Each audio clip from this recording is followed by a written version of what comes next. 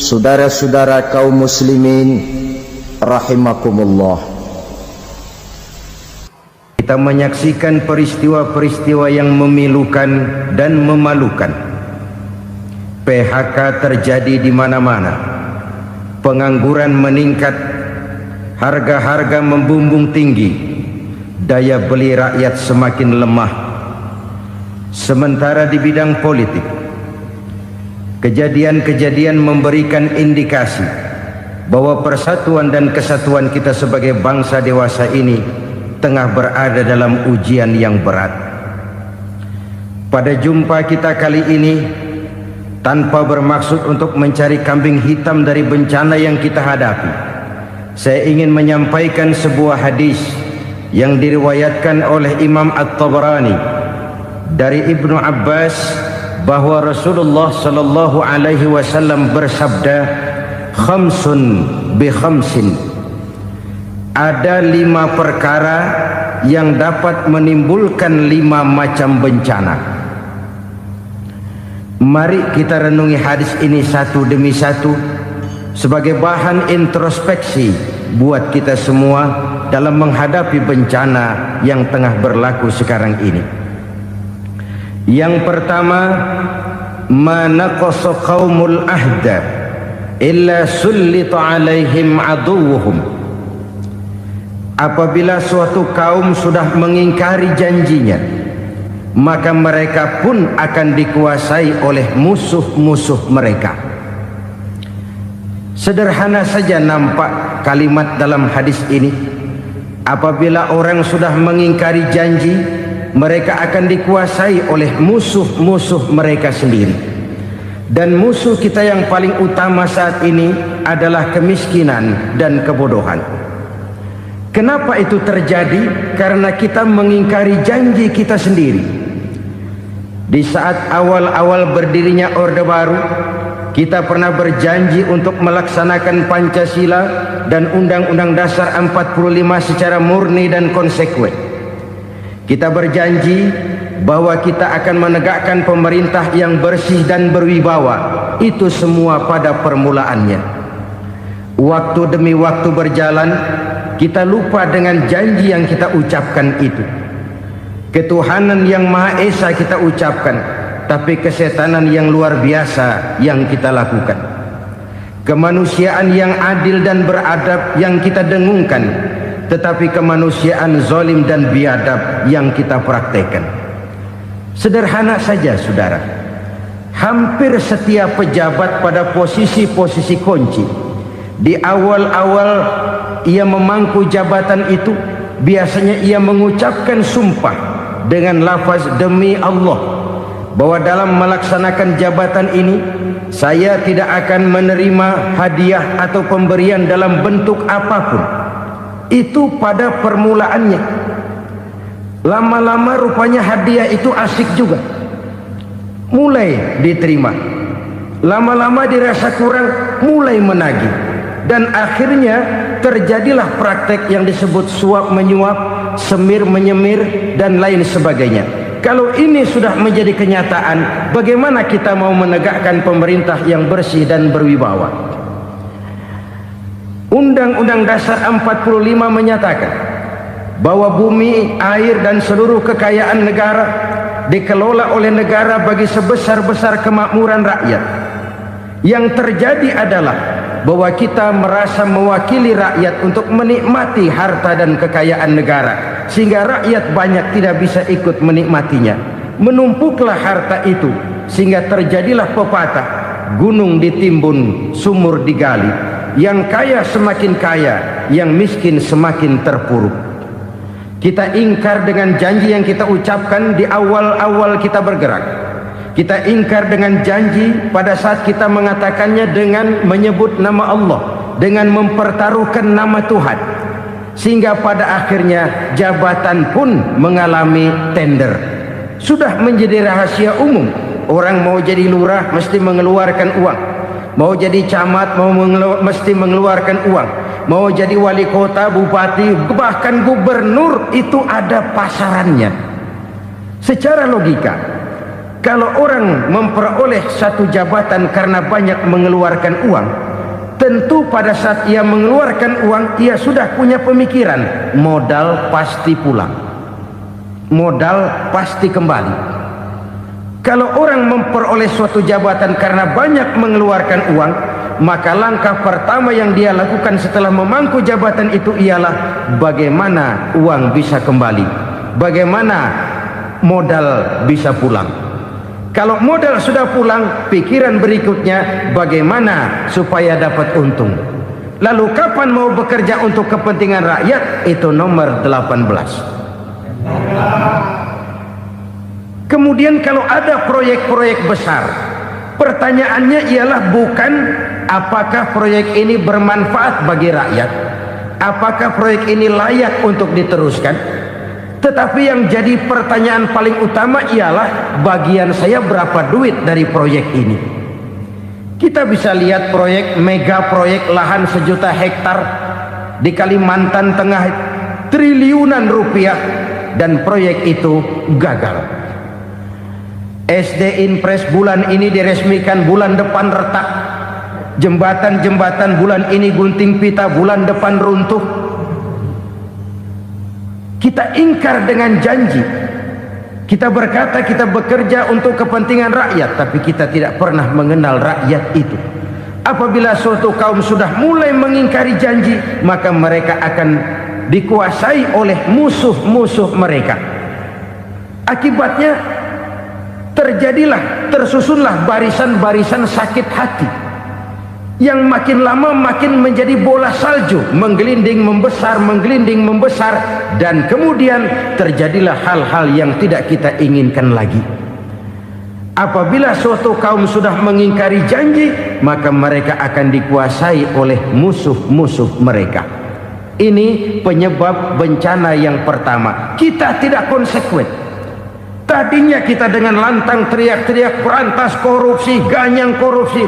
Pada waktu kita belum mendapat kesempatan. Setelah kita naik punya kesempatan, rupanya korupsi enak juga dirasa.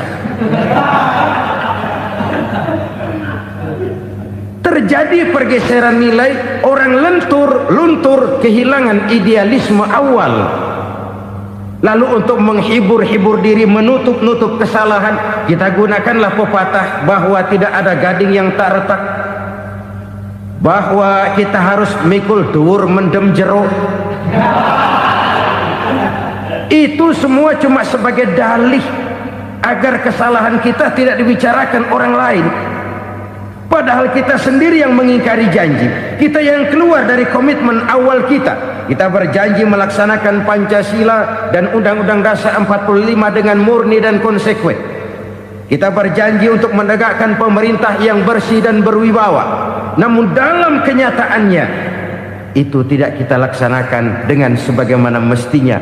Kita bergeser, kita mengalami proses degradasi, peluncuran nilai, dan akhirnya terbentuklah barisan-barisan sakit hati yang semakin lama semakin membesar itu.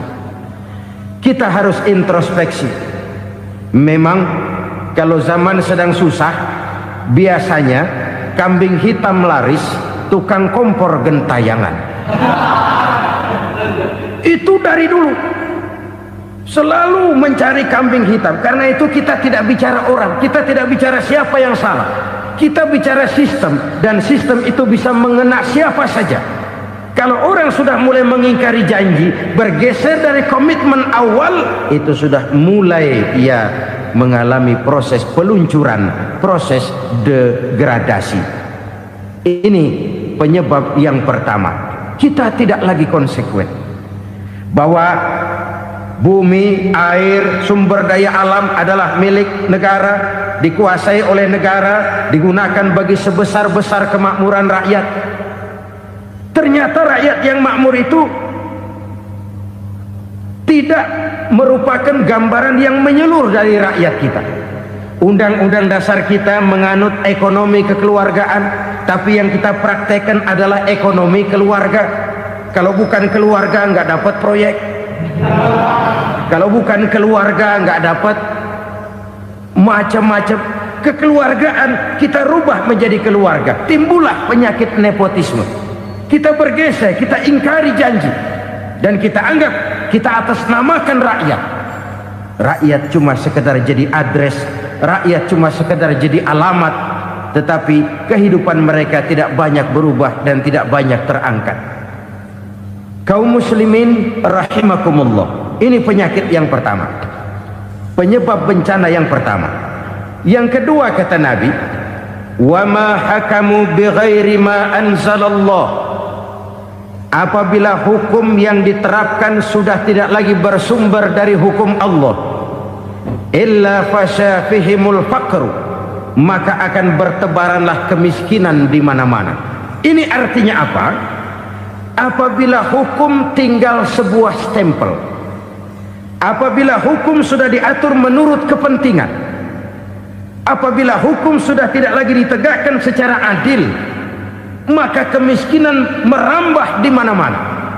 Hukum diatur menurut selera orang yang sedang berkuasa, maka yang benar bisa jadi salah, yang salah bisa jadi benar.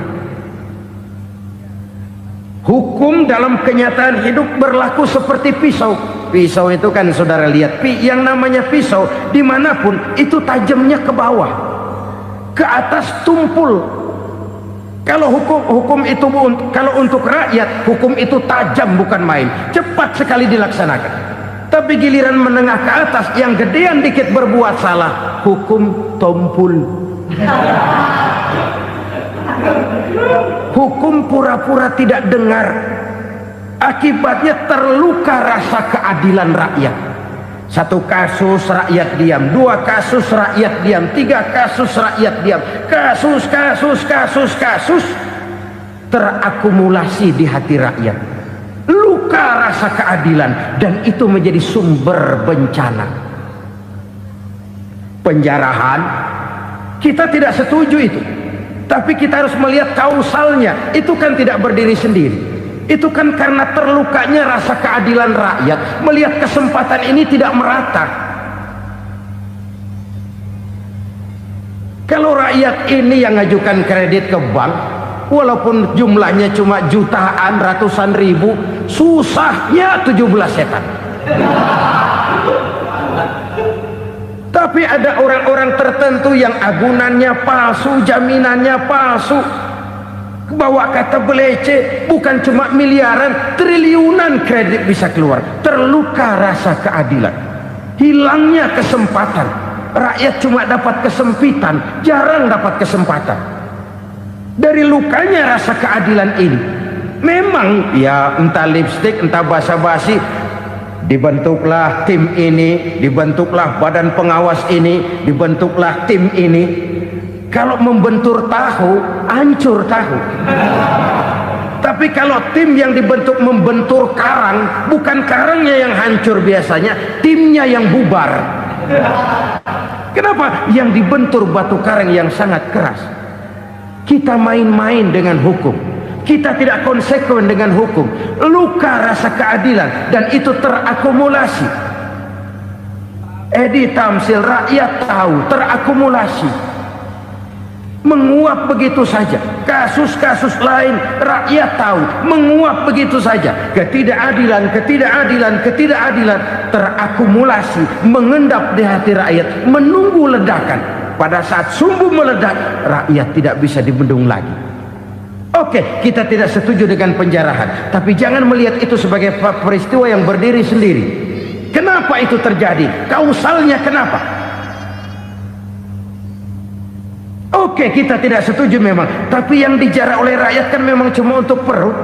Yang dijarahkan beras, yang dijarahkan televisi, yang dijarahkan kulkas yang masih bisa dihitung, yang memang real untuk kebutuhan rakyat. Penjara-penjara berdasi kepala botak yang menguras uang rakyat habis-habisan, enak saja melenggang dalam kehidupan ini. Makin terluka rasa keadilan rakyat. Apabila hukum yang diterapkan sudah menyimpang dari keadilan yang diajarkan Allah, fasyafihimul fakru, bertebaranlah kemiskinan. Aneh, memalukan, memilukan. Sebuah negara agraris yang katanya pulaunya hijau royo-royo, gemari palau jenawi toto tentem kertora harjo, yang tahun 93 pernah mendapat penghargaan dari FAO, Badan Pangan Sedunia, sebagai negara yang berhasil dalam swasembada pangan. Sekarang ini kita terpaksa betul beli beras dari Vietnam, beli beras ke Kamboja, beli kedelai dari Kamboja. Kenapa? Lahan sawah kita habis ditanami pabrik. Teknologi kita, teknologi loncatan yang non applied, tidak terpakai oleh kita. Lantas lahan yang tidak bisa kita tanami, kita paksakan lahan-lahan gambut menjadi tanah pertanian yang subur dengan biaya triliunan, dan kita gagal. Kita cari jarum dan kapak hilang. Kita mau jadi negara industri dengan loncatan teknologi yang maju, kita lupakan pola pijak kita sebagai negara agraris, dan akhirnya kita kecolongan. Lihatlah dewasa ini, rakyat kita antri sembako di mana-mana. Di sebuah negara agraris, ketidakadilan melahirkan kemiskinan, kemiskinan moral dan kemiskinan material. Kemiskinan moral, rakyat nggak percaya lagi sama pejabat. Rakyat mengalami krisis figur. Orang, alah lu ngomong dah sama ember.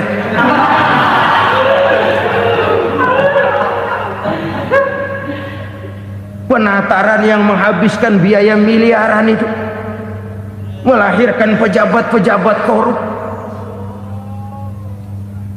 Pengawasan yang menghabiskan biaya miliaran itu ternyata impoten, mandul.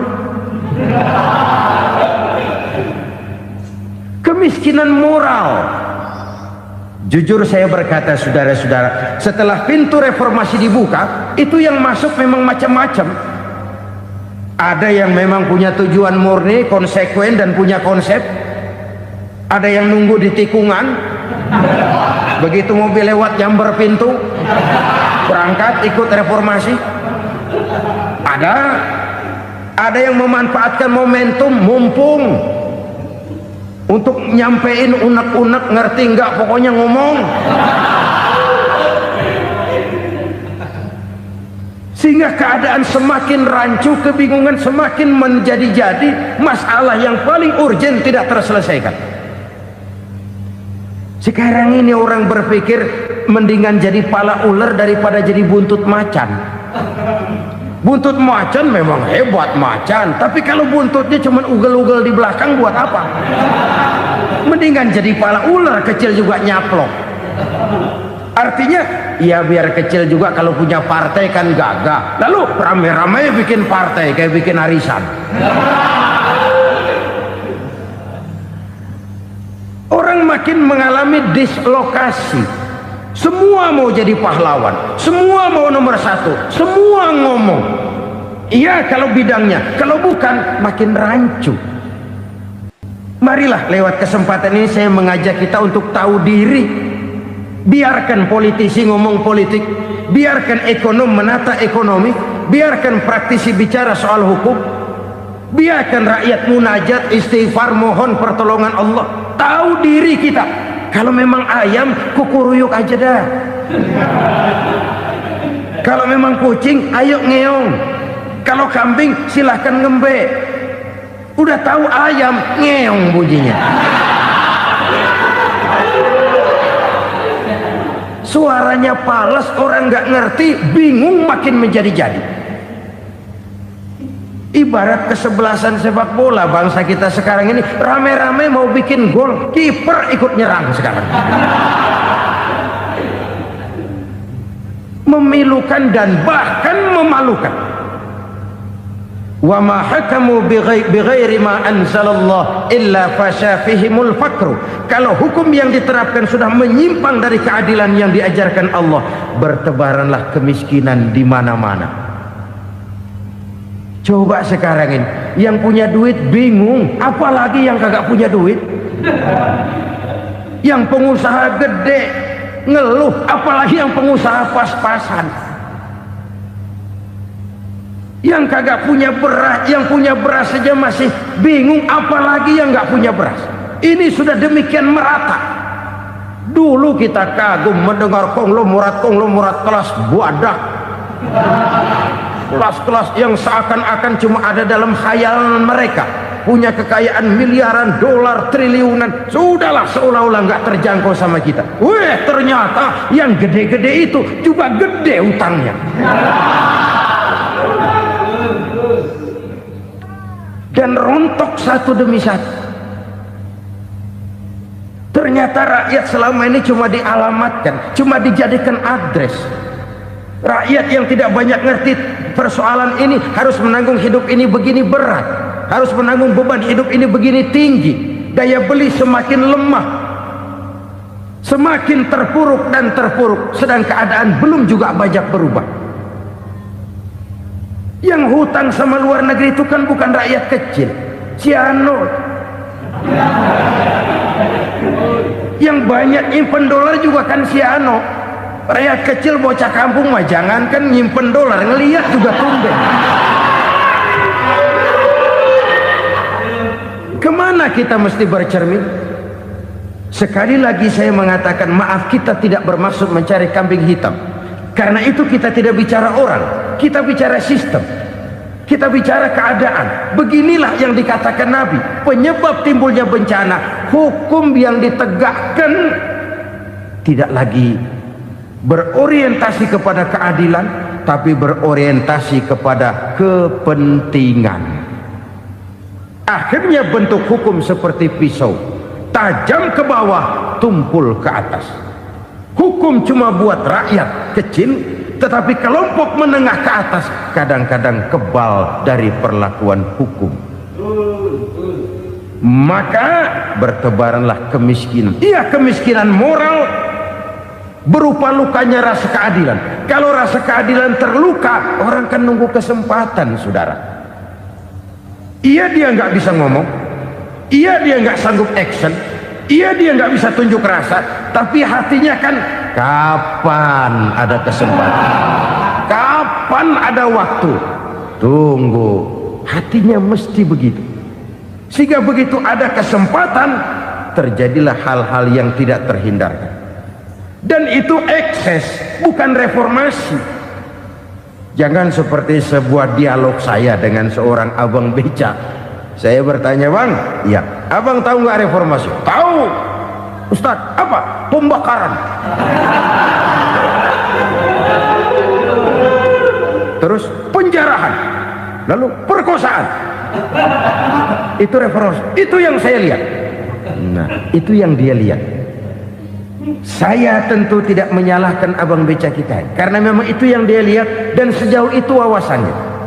Tapi ini indikasi bahwa banyak rakyat kita yang belum bisa menggunakan kebebasan secara bertanggung jawab. Padahal kebebasan tanpa tanggung jawab tirani. Sebuah contoh gampang-gampangan. Saya beli radio, saya setel di kamar saya, lalu saya bilang, ini radio gue. Yang beli gue, pakai duit gue setel di kamar gue, sekeras-kerasnya, gak ada urusan sama orang lain. Itu kata saya. Tetapi tetangga saya sebelah rumah kan boleh juga ngomong begitu. Kata tetangga saya, ini mata gue, yang ngantuk gue tidur di kamar gue, kenapa suara radio lu nyampe kemari? Artinya apa ini? Kebebasan saya nyetel radio dibatasi oleh kebebasan tetangga saya yang mau tidur. Tidak ada kebebasan mutlak. Kebebasan mutlak tanpa tanggung jawab kembali akan melahirkan tirani, kembali akan melahirkan pemaksaan kehendak. Dan itu lagi-lagi bukan demokrasi. Saudara-saudara kaum muslimin rahimakumullah. Ini penyakit yang kedua, lukanya rasa keadilan, terutama di kalangan rakyat kecil. Itu mengendap menjadi akumulasi dan menunggu giliran kapan bisa dimuntahkan. Dengan kata lain, rakyat itu udah banyak banget makan yang perutnya jadi enak, nyelam. Kapan nunggu muntahnya? Udah begini banyak akumulasi yang mereka pendam di perut ini, sehingga ketika terjadi kesempatan itu sudah tidak terkendalikan lagi, kita out of control. Saya tidak mentolerir sikap-sikap kekerasan, bahkan saya lebih cenderung bahwa kalau di rumah kita banyak tikusnya saja racuni, jangan rumah dibakar. Bahwa ada korupsi, ya, ada kolusi, memang ada nepotisme, tentu, tetapi tikusnya saja racuni, jangan rumah dibakar. Masa mau ngusir tikus bakar rumah? Tikusnya lari, tikusnya selamat, rumahnya ewes-ewes.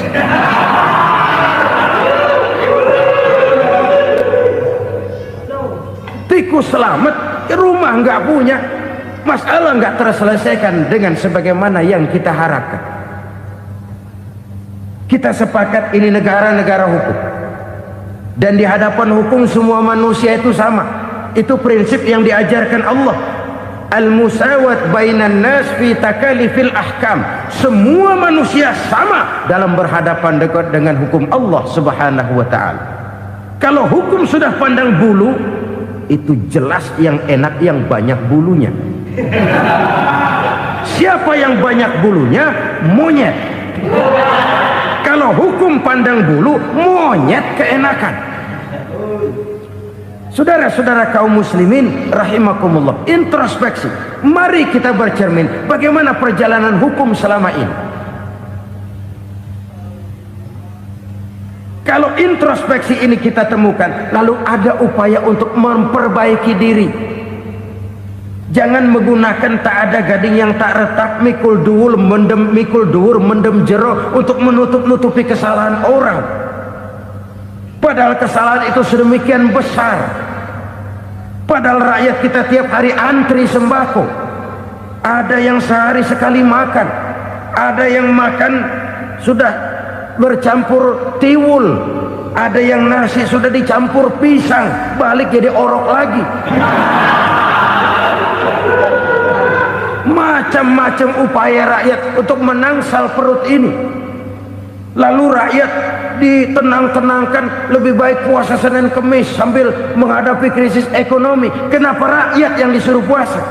Kenapa bukan pejabatnya yang puasa lebih dulu untuk kemakmuran rakyat? Kalau rakyat yang memang perutnya udah gepeng disuruh puasa, makin krempeng perutnya.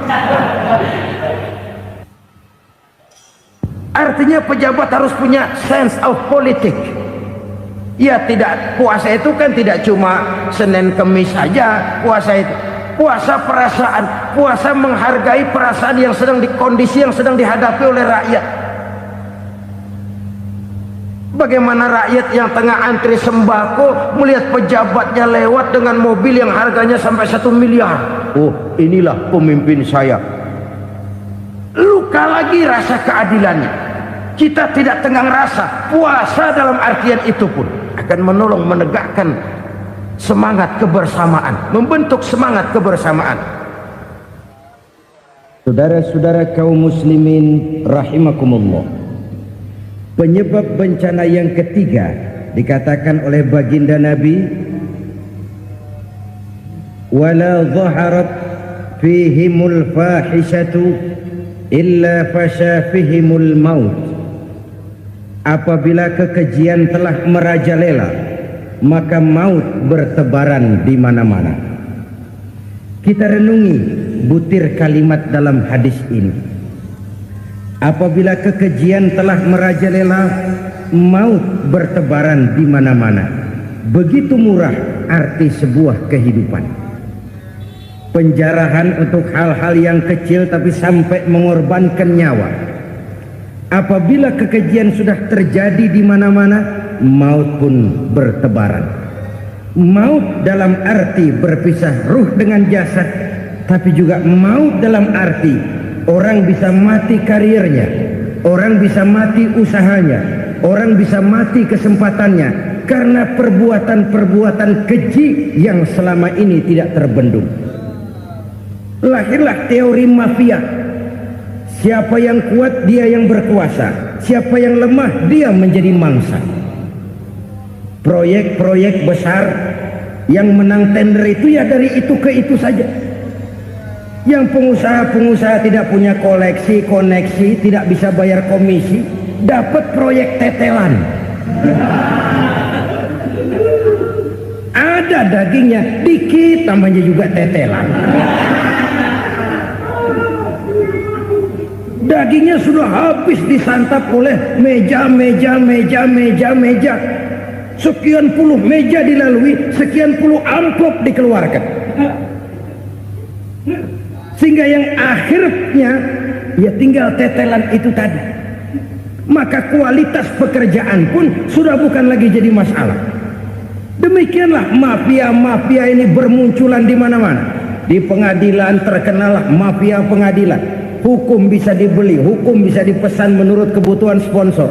Mafia peradilan, mafia politik, mafia ekonomi, bahkan mafia agama yang menggunakan agama sebagai kedok, menggunakan agama sebagai dalih, menggunakan agama sebagai topeng untuk melancarkan maksud-maksud politiknya pun tidak tertutup kemungkinan. Apabila kekejian telah merajalela, maut bertebaran di mana-mana. Korupsi, kolusi, nepotisme itu bagian dari kekejian. Kita selama ini kalau mendengar maksiat, itu yang terbayang cuma judi, mabuk, zina. Iya, itu maksiat. Tapi korupsi, kolusi, nepotisme itu juga maksiat dalam bentuk lain. Kalau ini sudah bertebaran, maka maut terjadi di mana-mana. Jangan bayangkan cuma mati orangnya, itu sih kewajiban. Yang menyakitkan itu orangnya masih hidup tapi dibikin mati, karirnya mati. Kenapa? Karena yang diperlukan bukan cuma orang pinter tapi orang taat. Biar pinter, kalau nggak taat minggir. Biar bodoh, kalau taat bisa nyenangin atasan, bisa nyemir, nyemur. Kumaha juragan wae ayo nama.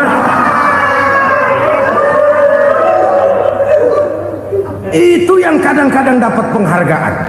Tidak ada prestasi kerja kecuali bikin senang orang di atas. Kita lihat di desa-desa jalan rusak. Kalau ada berita pejabat anak mau turun, jalan rata sekali. Sampai tanah dari mana aja dikeruk buat ngeratain tuh jalan.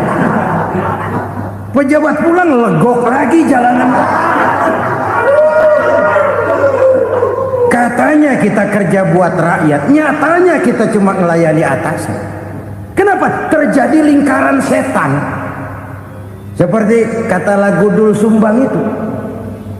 Mahasiswa takut sama dosen, dosen takut sama dekan, dekan takut sama rektor, rektor takut sama menteri, menteri takut sama presiden, presiden takut sama mahasiswa. Lah muter balik lagi, lingkaran setan, lingkaran setan. Saudara-saudara kaum muslimin rahimakumullah, kekejian yang merajalela, praktek-praktek mafia yang tertuang dalam kehidupan sehari-hari menyebabkan orang mati karirnya, jasad masih hidup, karir mati, itu menyakitkan. Mati bisnisnya.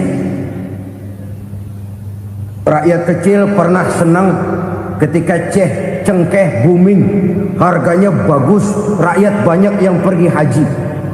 Lalu mau ditata, lahir tata niaga cengkeh, malah amburadul. Harga cengkeh jatuh, petani cengkeh kecil menjerit. Siapa yang untung? Segelintir orang. Masihkah kita pakai atas nama rakyat untuk kepentingan nasional, padahal yang nyanyi cuma segelintir orang? Masihkah kita mau bohongi rakyat ini dengan mobil nasional tapi bikinan Korea? Masihkah kita mau bermain verbalisme, bermain kata? Ini sebuah masa lalu yang tidak perlu terulang lagi untuk masa-masa yang akan datang. Kekejian merajalela, orang mati karir, bisa mati usaha, mati bisnis. Usahanya maju, dirangkul, hancur. Usahanya maju, dipukul, hancur, tenggelam. Bahkan yang memilukan dan memalukan badan-badan usaha milik negara itu dikebiri sedemikian rupa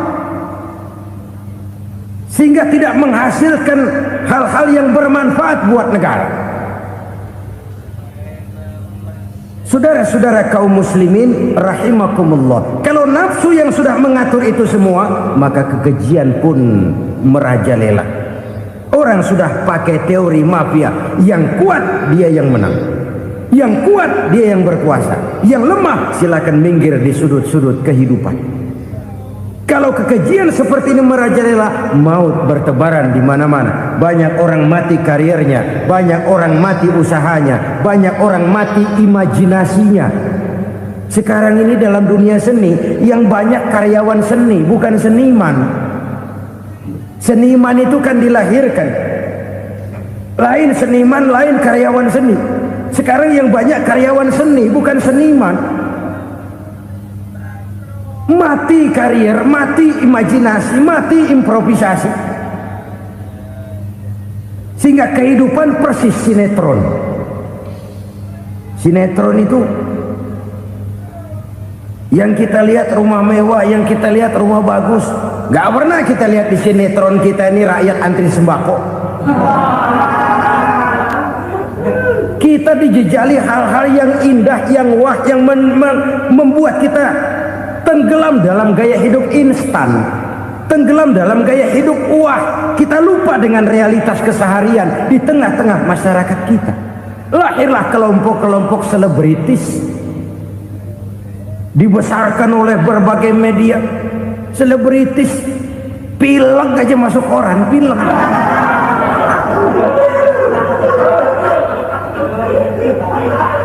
Rakyat yang pingsan antri beras nggak masuk koran. Rakyat yang semaput antri minyak nggak masuk koran. Selebritis panok masuk koran.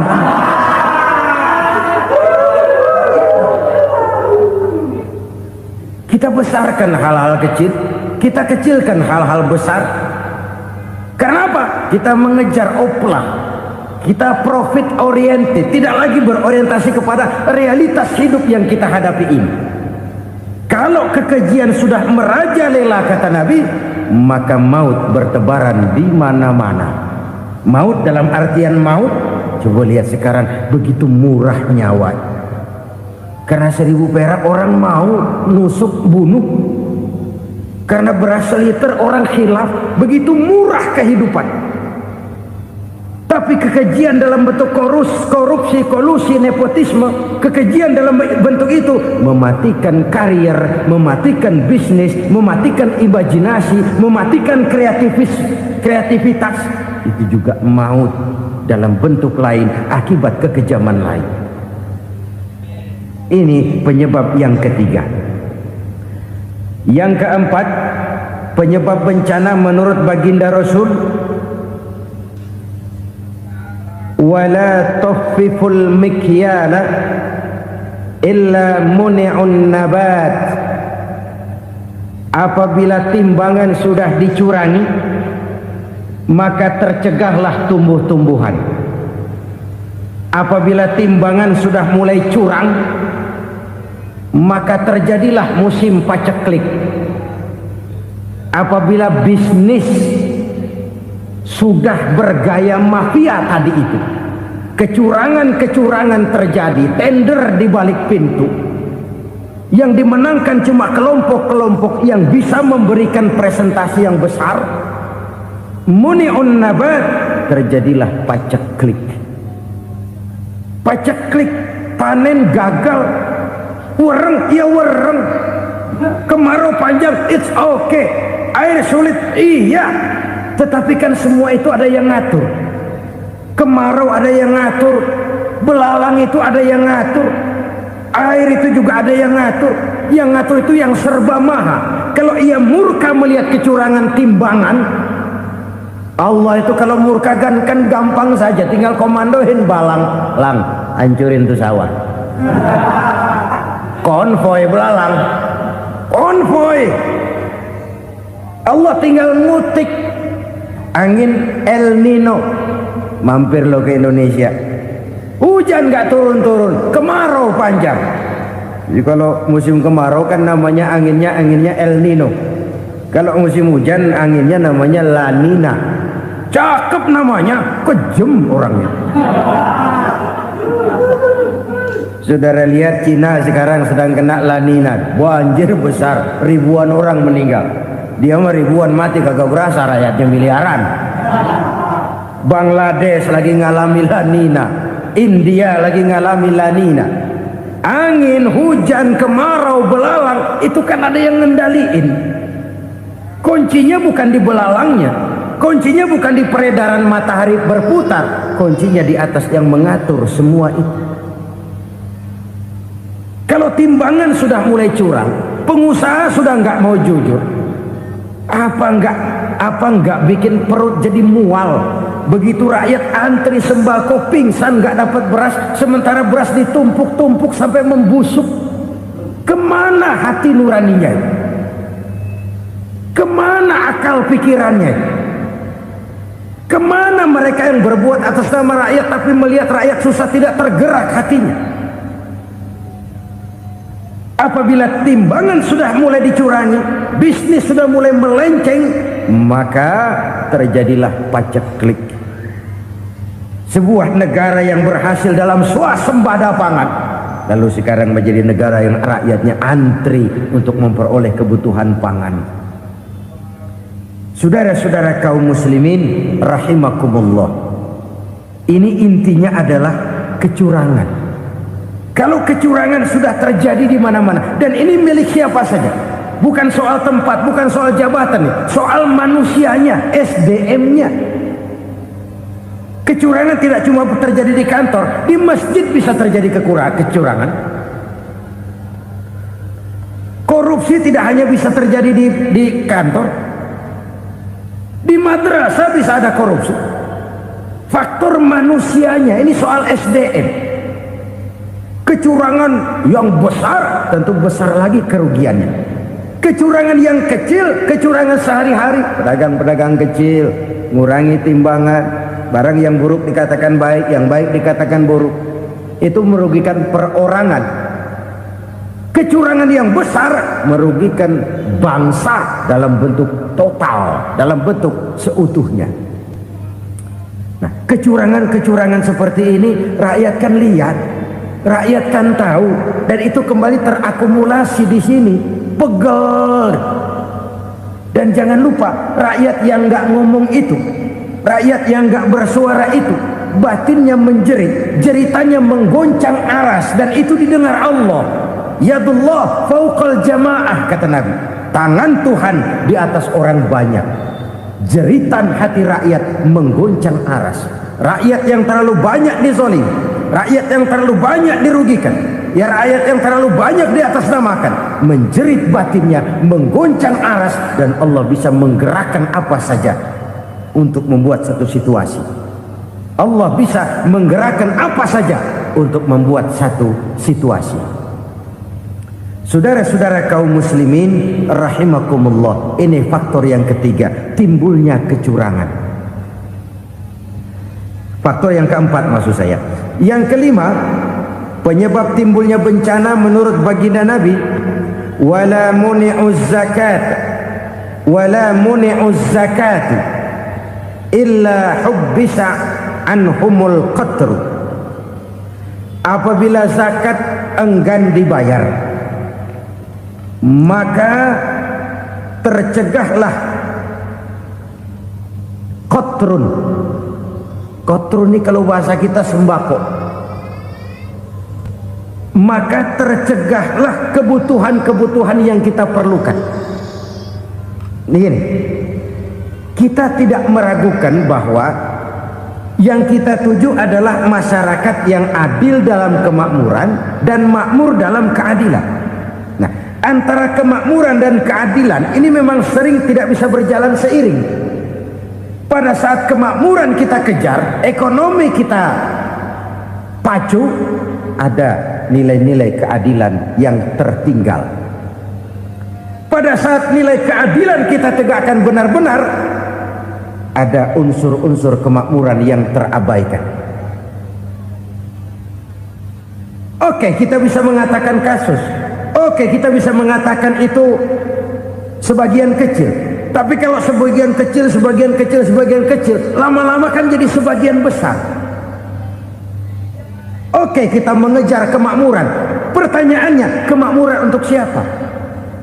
Oke, kita berikan kelompok tertentu kue yang besar dengan harapan nanti dia bagiin kuenya kepada yang kecil-kecil. Tapi kenyataan, mereka yang dapat kue besar akhirnya malah lupa diri dan lupa daratan. Mau makin besar, malah memeras yang kecil-kecil ini. Sekarang kan yang kecil modali yang besar. Ramai-ramai buka bank, ternyata kamuflase. Uang banknya untuk kredit perusahaannya sendiri. Nasabahnya rakyat kecil. Artinya apa? Rakyat kecil disuruh modalin orang yang udah gede. Ini kan sumber geledek urusan.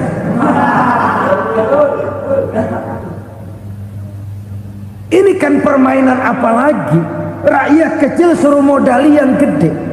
Nasabahnya rakyat kecil, kumpulkan uangnya di bank, kucurkan kredit kepada perusahaannya sendiri. Bukankah itu rakyat kecil suruh modali yang gede?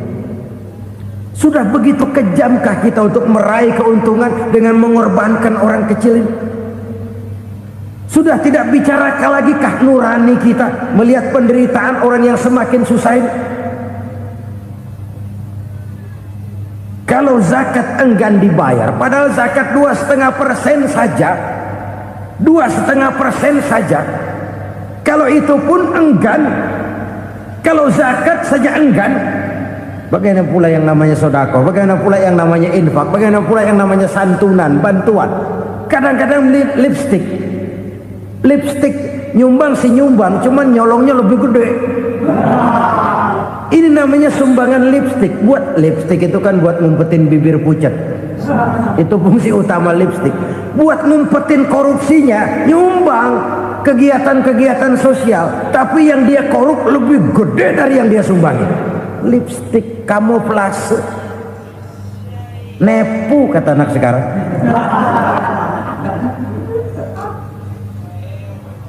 Saudara-saudara kaum muslimin rahimakumullah, demikian berat kewajiban zakat ini sampai di zaman Sayyidina Abu Bakar pernah keluar komando perangi orang yang enggan membayar zakat. Perangi, karena fungsi zakat adalah menjembatani antara si kaya dengan si miskin. Bahwa ada kemiskinan itu Qur'ani. Allah menyatakan, aku melebihkan rezeki sebagian kamu dari yang lain. Ini kan kesenjangan. Allah melebihkan rezeki sebagian kamu dari yang lain. Ada itu. Tetapi itu berjalan secara nature.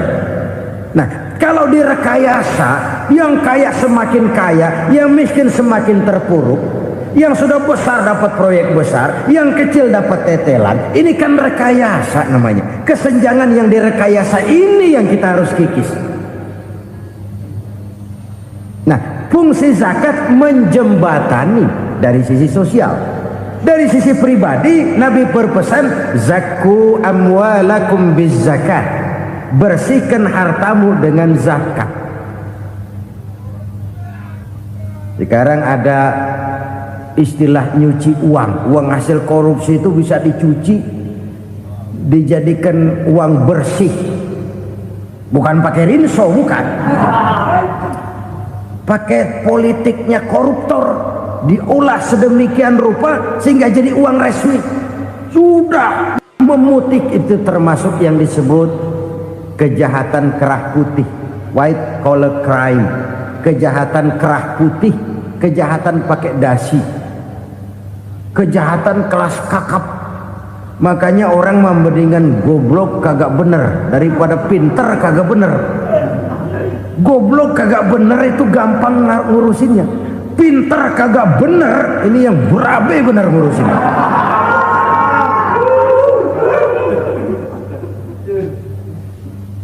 Kita bukan cuma perlu orang pinter kok di zaman sekarang. Kita perlu orang-orang bener yang punya komitmen, yang sesuai kata dan perbuatan, yang bisa merasakan apa yang dirasakan oleh rakyat, yang punya sense of politik yang tinggi, yang peka, yang penuh keterbukaan, yang punya wawasan dan pandangan jauh ke depan. Dari sisi pribadi, zakat itu membersihkan harta kita. Ya, dia tercampur dengan yang subuhat, dia bahkan mungkin tercampur dengan sedikit-sedikit yang haram. Itu zakku amwalakum bizzakat. Bersihkan hartamu dengan zakat itu. Pada sisi sosial ia menjembatani, pada sisi pribadi ia membersihkan harta kita. Karena itu kalau kita minta berdoa minta rezeki, syarat rezeki itu halalan thayyiban wasi'an. Nggak pernah kurang dari 3 itu. Halal, bagus, banyak. Halal, bagus, tapi sedikit, susah ngaturnya. Halal, banyak, tapi kurang bagus, buat apaan? Bagus, banyak, tapi haram, enggak ada artinya. Sebab kata Imamul Ghazali, kalau kau terlalu suka memakan makanan yang haram, dikunyah masuk ke dalam perut besar, digiling oleh perut besar, menghasilkan energi, menggerakkan sel-sel pembuluh saraf, kau juga akan cenderung berpikir yang haram. Kalau sudah cenderung berpikir yang haram, perbuatan pun akan mengarah kepada perbuatan-perbuatan yang haram. Dulu waktu kelompok Jimbaran 200 konglomerat Indonesia kumpul, dihimbau supaya sekian persen kasih pengusaha lemah. Itu kan cuma sekedar belas kasihan, tidak banyak menolong keadaan. Dan bukan itu yang diperlukan pengusaha-pengusaha kecil. Yang diperlukan adalah berikan kami kesempatan seperti mereka dapat kesempatan. Berikan kami peluang seperti mereka juga dikasih peluang.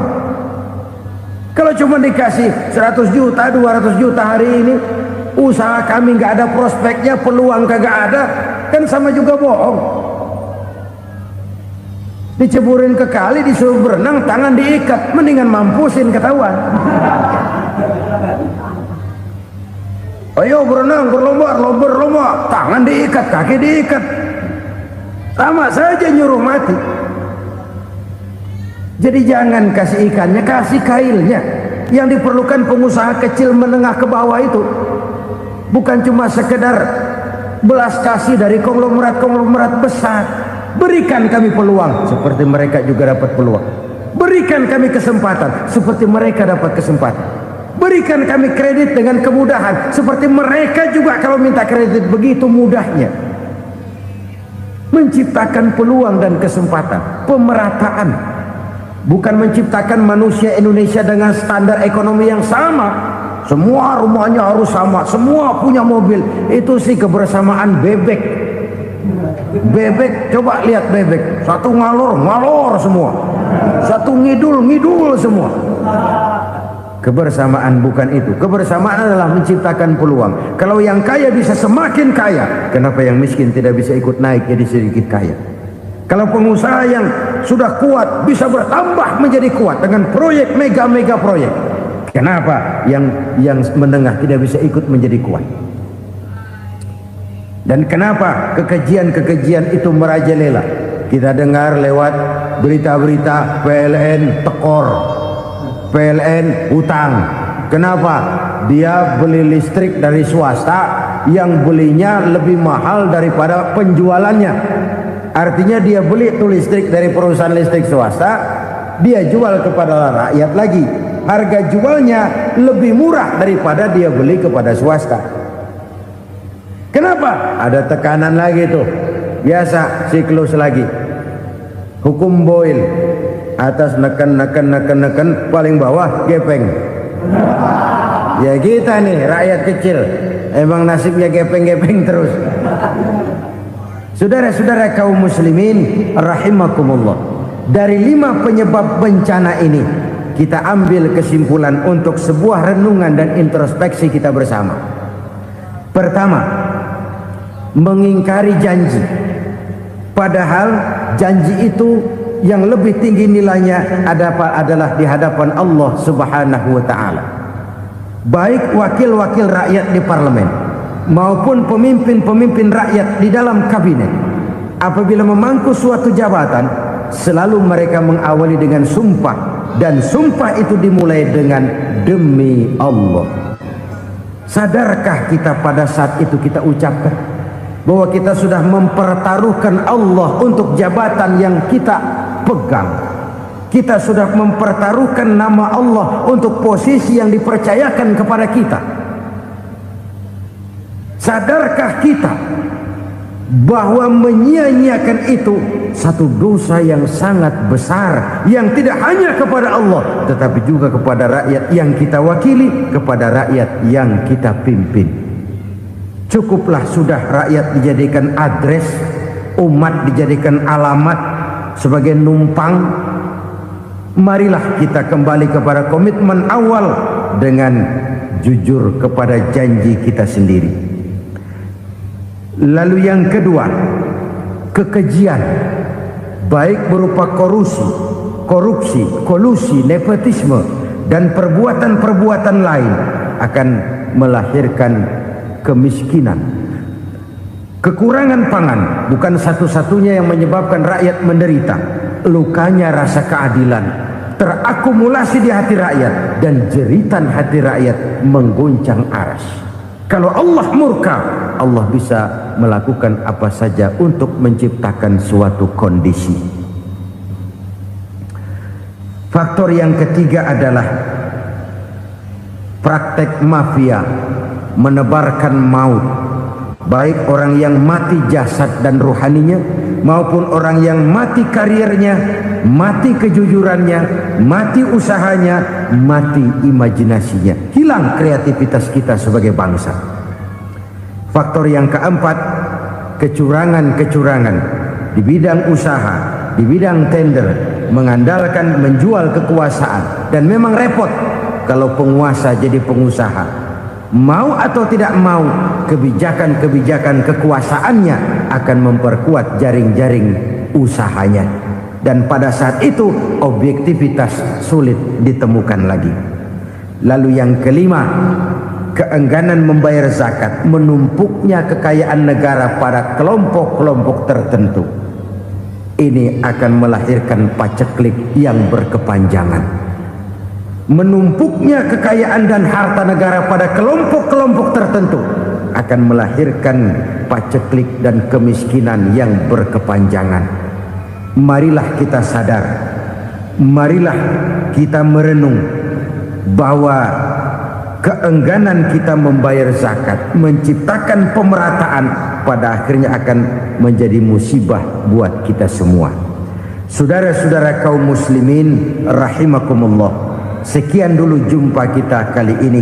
Mudah-mudahan yang saya sampaikan dari hadis riwayat Imam Tabrani ini menjadi bahan introspeksi buat kita semua. Tidak akan seorang muslim jatuh dua kali di tempat yang sama. Semua merupakan pelajaran untuk kita jadikan introspeksi guna menata hari esok yang lebih baik daripada hari ini. Reformasi harus terus berlanjut, tidak bisa dan tidak perlu dikendalikan, tapi harus tetap dengan landasan akhlakul karimah sesuai dengan budaya kita sebagai bangsa. Terima kasih atas perhatian saudara. Mohon maaf atas segala kekurangan. Jumpa lagi lain kesempatan insyaallah. Usikum wa nafsi bitaqwallah. Wassalamualaikum warahmatullahi wabarakatuh. Lalu berusaha menyimpan sesuatu yang bisa membawa manfaat, baik untuk dirinya, untuk anak cucunya, maupun untuk keluarganya, untuk masa kini dan masa depannya. Kadang simpanan itu berbentuk uang, kadang berupa tanah, lain saat berbentuk pabrik, dan lain sebagainya. Sementara masa depan yang paling pasti adalah akhirat.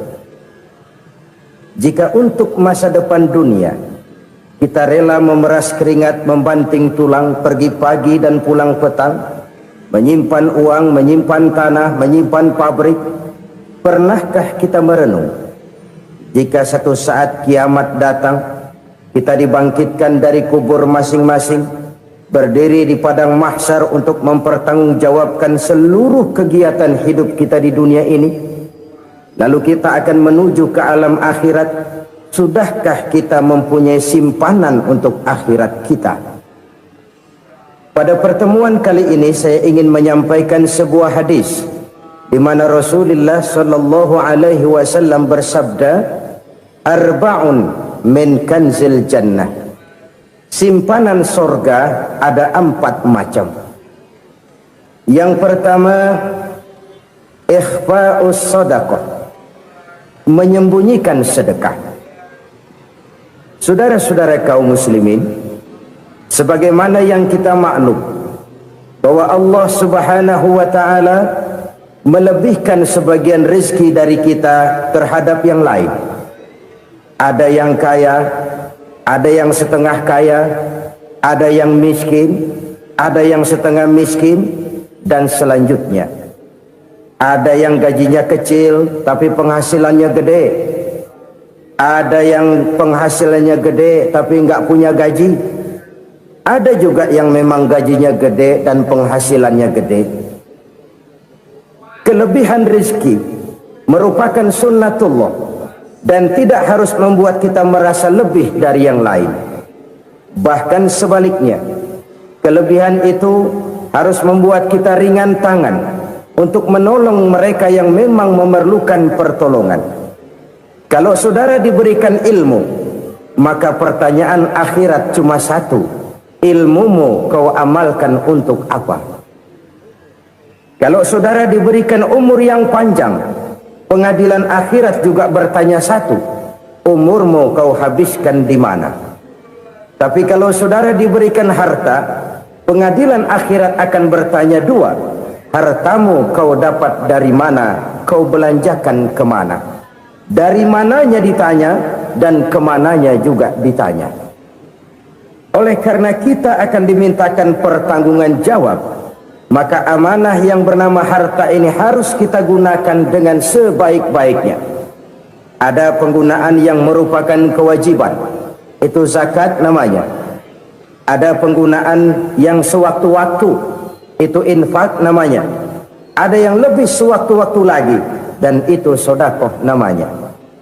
Zakat dia terikat oleh haul dan nisab, oleh putaran batas waktu dan ukuran dari harta itu sendiri. Sedangkan infak terikat oleh situasi dan kondisi perekonomian seseorang.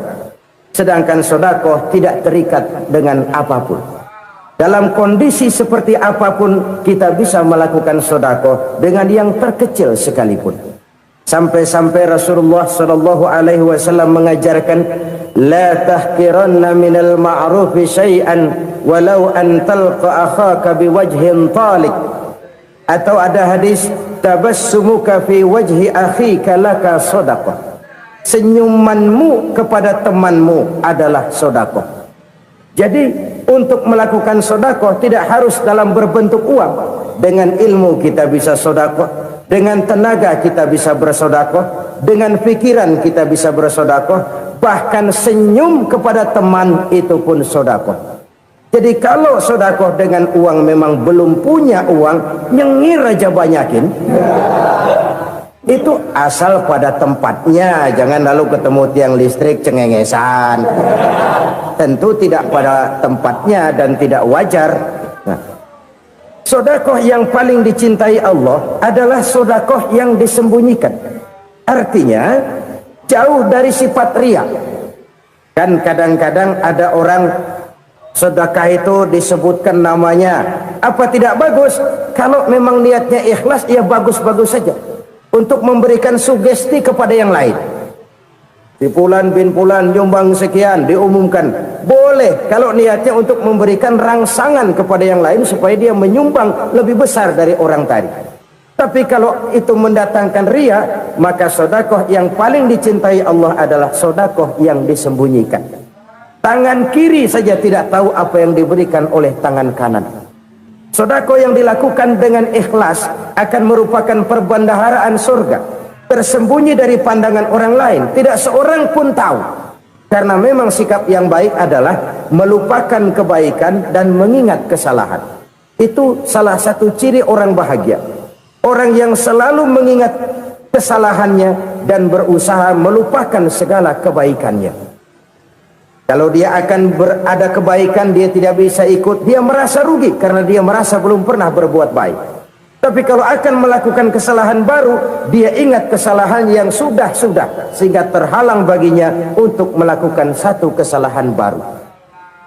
Demikianlah saudara-saudara, bahwa Allah melebihkan rizki sebagian kita dari yang lain, agar terjadi tolong-menolong dalam kehidupan ini. Jadi kesenjangan yang nature, kesenjangan yang alami, itu sunnatullah. Ada yang kaya, ada yang miskin, ada yang kelas menengah. Nah, kenapa lalu sekarang kita berusaha mengentaskan kemiskinan? Oleh karena adanya kesenjangan struktural. Kalau yang kaya bisa semakin kaya, kenapa yang miskin tidak bisa naik jadi ikut sedikit kaya? Sebab pada dasarnya Islam adalah agama yang sejak turunnya sudah berupaya memerangi kemiskinan. Bahkan dikatakan kemiskinan itu mendekatkan kepada kekufuran. Orang kalau miskin udah dekat banget sama kafir. Gampang menjadi kafir. Berapa banyak saudara-saudara kita yang oleh karena soal perut, oleh karena soal materi, terpaksa meninggalkan dan menanggalkan akidahnya, menjual petunjuk yang diberikan Allah dengan kesenangan dunia yang cuma sebentar ini. Na'udzubillah thumma na'udzubillah. Jadi makin kita sembunyikan satu sedekah, semakin banyak perbendaharaan kita di surga. Sedekah yang paling dicintai Allah adalah sedekah yang disembunyikan.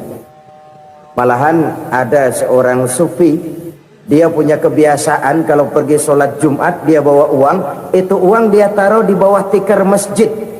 Dia niat sedekah kepada siapa saja yang nemuin itu duit. Maksudnya apa? Supaya yang nemuin nggak tahu siapa yang punya duit. Demikian dia saking ingin menyembunyikan sedekahnya.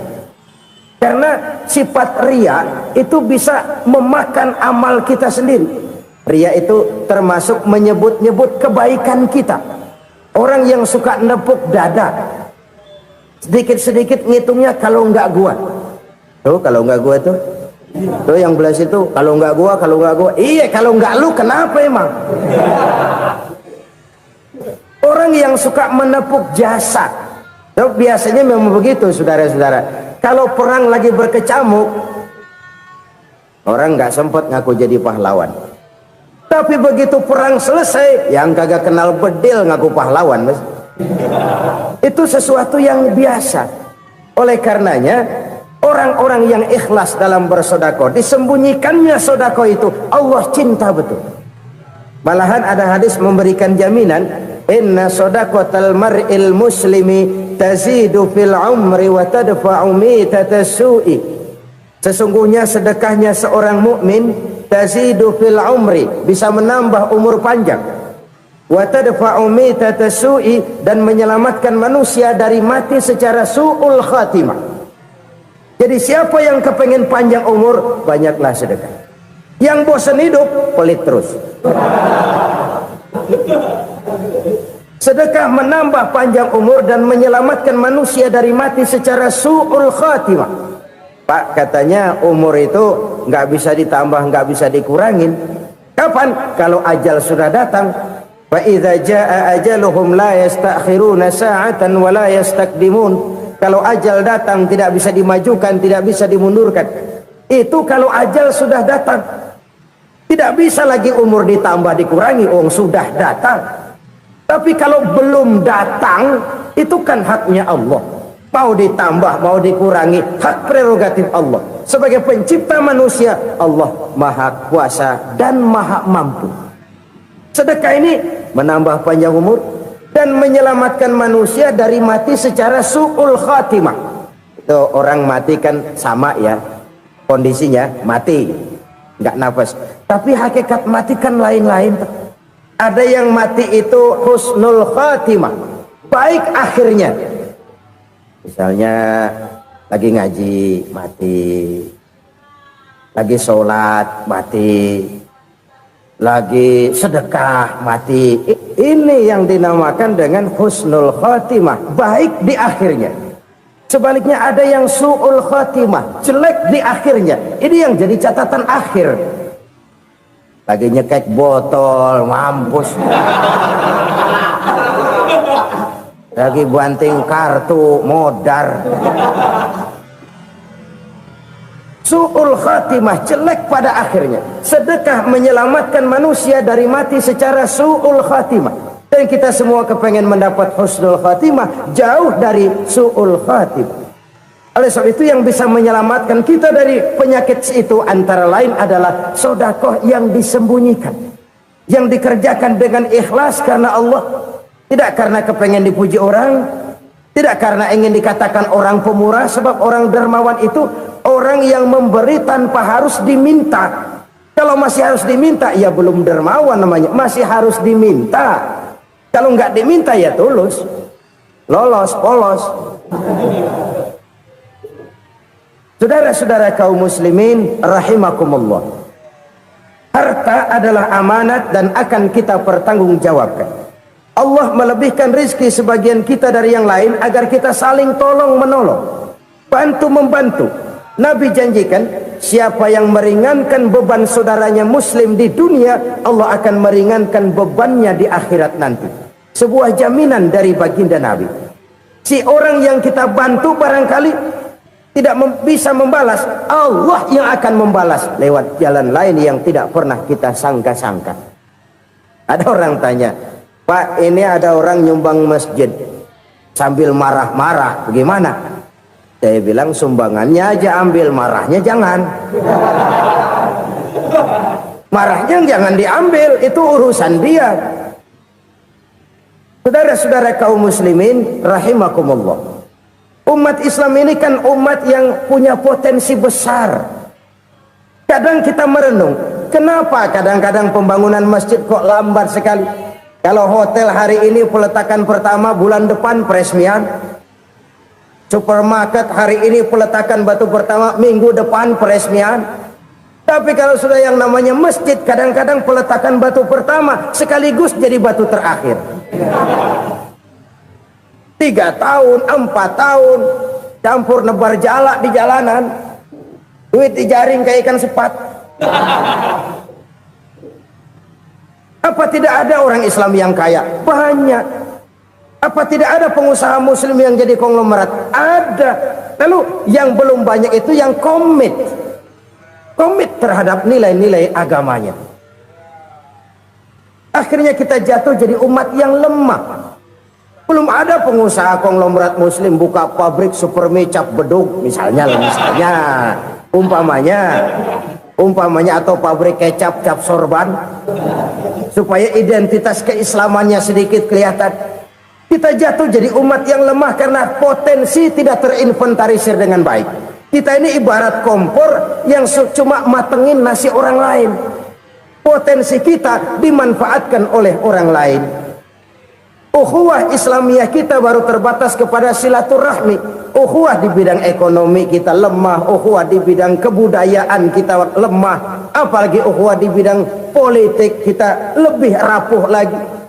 Padahal ukhuwah itu adalah totalitas kehidupan manusia, menyangkut ipolek sosbud, memerlukan nilai-nilai ukhuwah. Jadi oleh karena itu mari kita menyadari, di dalam harta kita, walaupun kita yang cari, pergi pagi, pulang sore, peras keringat, banting tulang, di sana ada harta anak yatim, di sana ada hak masjid, di sana ada hak pesantren, di sana ada hak jihad.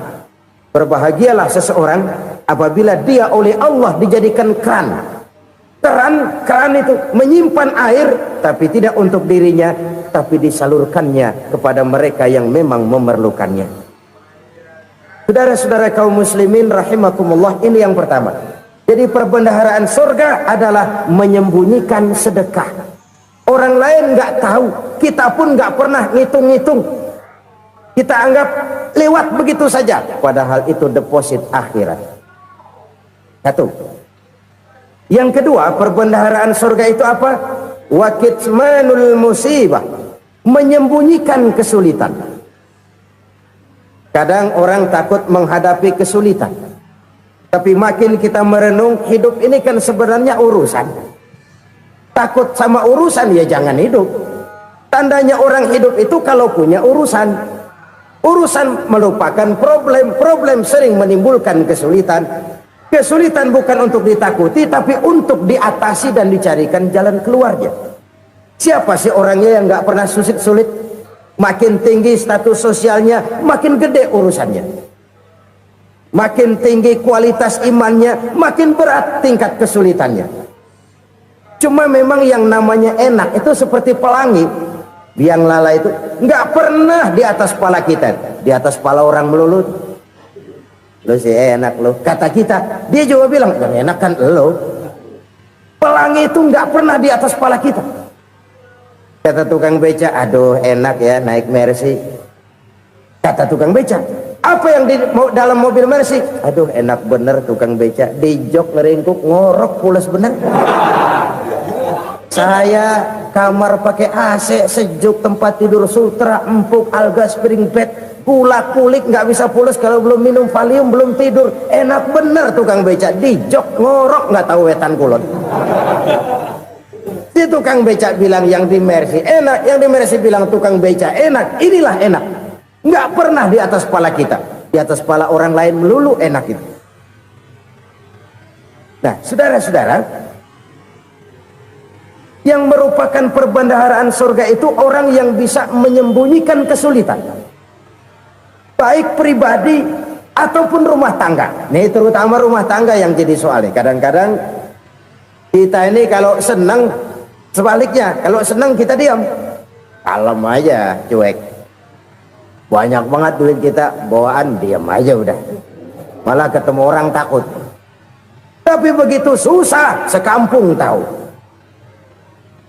Padahal Nabi mengajarkan perbendaharaan surga itu menyembunyikan musibah, menyembunyikan kesulitan. Kalau enak cerita sama orang-orang, kalau nggak enak rasain sendiri, tekan sendiri, atasin sendiri. Kita kan sebaliknya, senang kita diam, asal lagi susah paling tidak kita nyari teman buat cerita kesusahan. Siapa orangnya yang nggak pernah susah? Cuma soalnya bagaimana kita mengatasi kesusahan itu sendiri. Begitu juga misalnya kalau orang sudah berumah tangga, itu orang tuanya harus menjadi tempat dia cerita yang enak-enak saja. Yang nggak enak rasain berdua, selesaikan berdua, atasin berdua. Jangan dibalik. Asal senang diam, giliran susah aja maknya laporan. Terbalik, bisa menjaga security informasi. Maka nama bayam keluar diam, malah seluitan. Enak amat lo makan daging ayam. Security informasi.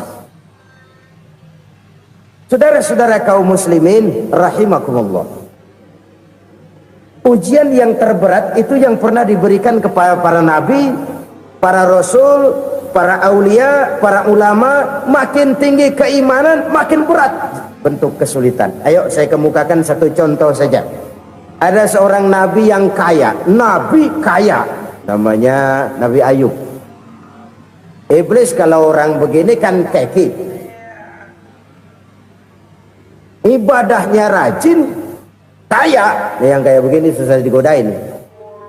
Kalau ibadahnya rajin, miskin, kali bisa disogok. Ini imannya mantap, ibadahnya rajin, kaya, nabi lagi. Oh, tapi namanya iblis nggak kurang akal. Laporan, Tuhan, kenapa Les? Ya ini bahasa saya, bahasa Qurannya sih nggak gitu. Itu hambamu yang namanya Ayub, dia rajin ibadah cuma karena dikasih kaya aja. Coba kasih miskin dia, berhenti dia sembahyang. Ah kamu bisa aja, saya tahu Ayub itu hambaku yang ikhlas. Saya buktiin Tuhan, silahkan. Dibuktiin lah, iblis turun ke alamin. Yang mula-mula dia lakukan, dia rusak sawah ladang Nabi Ayub, dia binasakan binatang ternak Nabi Ayub, sehingga dalam waktu singkat Jatuhlah Nabi Ayub dari orang paling kaya jadi orang paling miskin. Beliau masih ibadah di mihrab dalam masjid. Datang iblis. Saudara Ayub, ya. Lagi ngapain? Ibadah. Nyembah Allah, nyembah Allah. Oh, percuma. Kenapa? Tuhan yang ente sembah nih, dia udah bikin miskin ente. Sawah ladang ente hancur lebur, binatang ternak binasa. Sekarang ente jadi orang paling miskin. Ngapain nyembah Tuhan kayak begitu? Tekor. Udah berhenti dah ibadah, berhenti ibadah. Ini iblis sama Tuhan lapornya lain, yang dikerjakan kepada Nabi Ayub juga lain. Benar begitu iblis, kata Nabi Ayub. Iya, sawah ladang saya habis, buras. Binatang ternak saya binasa, binasa. Saya miskin, bangpak. Apa jawab Nabi Ayub? Bukan innalillahi, ini hebat.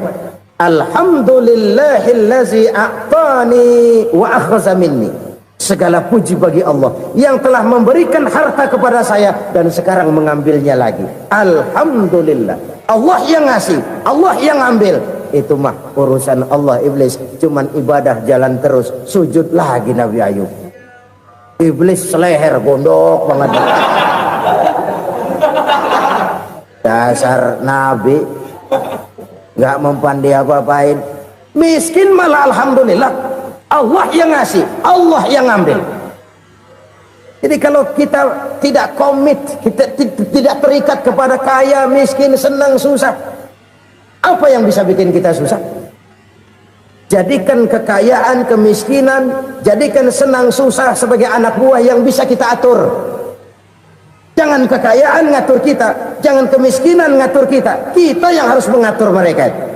Senang, susah, kaya, miskin, bahagia, sengsara, jadikan itu anak buah yang bisa kita atur. Kalau sekarang kita kaya, lain saat boleh jadi kita miskin, semiskin-miskinnya. Allah yang ngasih, Allah yang ngambil. Tenaga mana yang bisa menghalangi? Ibadah jalan terus. Iblis makin gondok. Dasar Nabi loh. Akhirnya apa? Nabi Ayub dikerjain, diberikan penyakit. Demikian fatal penyakitnya. Bayangin, udah miskin sakit. Masya Allah. Miskin sakit. Sakitnya nggak lama, kira-kira 16 tahun. Istrinya 3, 2 mental minta ceraiin. Ngerawatin laki bengek begini. Senang belum tentu, susah udah pasti nih. Cerai aja, cerai dah. Cerai. Tinggal satu Siti Rahmah yang setia menemani beliau. Sesetia-setianya hati perempuan. Satu saat Siti Rahmah bilang, "Bang, iya, abang kan Nabi bang. Lalu namanya Nabi kan doanya jarang meleset bang. Maksud kamu minta kenapa sih sama Tuhan biar abang sembuh baik dah bang?" Siti Rahmah, iya. Saya sakit berapa tahun sih dah? 16 tahun bang. Sebelum ini saya sehat berapa tahun? Ya kira-kira 60 tahun bang. Nah coba ente banding-bandingin Rahmah. Saya dikasih sehat 60 tahun, dikasih sakit 16 tahun. Sudah nggak sabar mau doa kepada Allah minta sembuh. Saya malu kepada Allah. Diuji dengan yang luar biasa seperti ini, tidak mengganggu stabilitas kehambaannya. Dia tetap menghamba kepada Allah Subhanahu wa ta'ala. Saudara-saudara kaum muslimin rahimakumullah, kunci menghadapi kesulitan itu apa? Allah jelaskan dalam satu ayat, wa basyiris sabirin alladzina iza asabathum musibah qalu inna lillahi wa inna ilaihi raji'un. Gembirakan orang-orang yang sabar. Siapa mereka itu? Yang apabila mendapat musibah mereka kembali kepada keyakinan dasar, segalanya dari Allah dan segalanya akan kembali kepada Allah. Ini konsepsi dasar dari sikap muslim dalam menghadapi berbagai kesulitan. Segalanya dari Allah, segalanya akan kembali kepada Allah. Kalau ini sudah kondisi dasarnya, maka kita akan lapang menghadapi kenyataan bagaimanapun pahitnya. Apakah itu namanya miskin, apakah itu namanya sakit, bahkan maut sekalipun. Maut sekalipun. Segalanya dari Allah, segalanya akan kembali kepada Allah. Ini sikap hidup, bukan sekedar ucapan. Kita kadang-kadang menjadikannya sebagai ucapan. Mulutnya sehingga berhenti, innalillahi wa inna ilaihi rajiun, tapi nangisnya terus gerung-gerungan. Bukan itu, ini kesadaran moral. Kalau segalanya dari Allah, segalanya kembali kepada Allah, kan sebenarnya cuma nunggu giliran. Hari ini saya nyembayangin dia, entah hari apa saya disembayangin orang. Hari ini saya antar dia ke kubur, entah hari apa orang nganterin saya ke kubur. Hari ini saya tahlilkan dia, entah nanti kapan orang tahlilkan saya. Segalanya dari Allah, segalanya akan kembali juga kepada Allah. Oleh sebab itu saudara-saudara, kesulitan bukan untuk ditakuti. Kesulitan justru untuk diatasi, dicarikan jalan keluarnya. Dan tidak ada orang yang tidak pernah mendapat kesulitan. Tidak ada. Semakin tinggi status sosial, semakin tinggi kualitas keimanan, semakin besar juga tingkat kesulitan. Hanya saja bagaimana cara kita mengatasinya. Dan Al-Quran menyatakan, inna ma'al usri yusra. Di balik kesulitan itu pasti ada kemudahan. Roda itu berputar. Karena itu Rasulullah sallallahu alaihi wasallam mengingatkan kepada kita, ta'arraf ilallahi firraha ya'rifka fisyiddah. Ingatlah kepada Allah di waktu kamu senang, supaya Allah ingat kepada kamu di waktu kamu susah. Kalau waktu senang kita ingat kepada Allah, kita susah, Allah tidak akan meninggalkan kita. Tapi kalau waktu senang kita jauh dari Allah, sujud tidak sempat, dengan masjid jauh, ketika senang kita lupakan Allah. Nanti begitu kita susah, Allah lupakan kita, dan itu menyakitkan. Oleh karena itu orang-orang tua kita dulu bilang, kalau lagi sehat ingat-ingat lu bakal sakit nanti. Kalau lagi kaya ingat-ingat satu saat kita bakal jatuh miskin. Bahkan kalau lagi muda ingat-ingat kita bakal tua. Dan yang terpenting, kalau lagi hidup ingat-ingat kita bakal mati. Saudara-saudara kaum muslimin rahimakumullah. Jadi yang kedua yang merupakan perbendaharaan surga, menyembunyikan musibah. Saudara-saudara kaum muslimin rahimakumullah. Hal ketiga yang merupakan perbendaharaan surga adalah wasilaturrahmi. Orang yang suka bersilaturahmi. Sebagaimana yang kita maklum bahwa manusia adalah makhluk yang disebut zon politika. Makhluk sosial yang tidak mungkin hidup sendiri-sendiri. Betapa dan siapapun kita memerlukan orang lain. Bodoh betul manusia kalau tinggal di tengah masyarakat tapi tidak mau bermasyarakat. Merasa hebat sendiri, pintar sendiri, gagah sendiri, kaya sendiri. Mungkin kalau mati juga ngubur sendiri. Jangankan kita di sini, di sorga saja Nabi Adam waktu sendirian bengong melulu, ngondar mandir. Allah tegur dam sepi dam. Ya ini kalau bahasa saya. Iya Tuhan sepi ini nggak ada coret-corekan pisan ini. Diciptakan Siti Hawa baru anteng Nabi Adam. Itu di sorga. Cobalah. Umpamanya saudara tinggal di Jakarta nih. Kayak bener. Apaan aja di Jakarta punya saudara dah. Jembatan Semanggi ambil.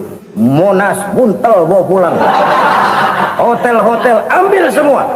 Cuman tinggal di Jakarta sendirian. Apa enaknya?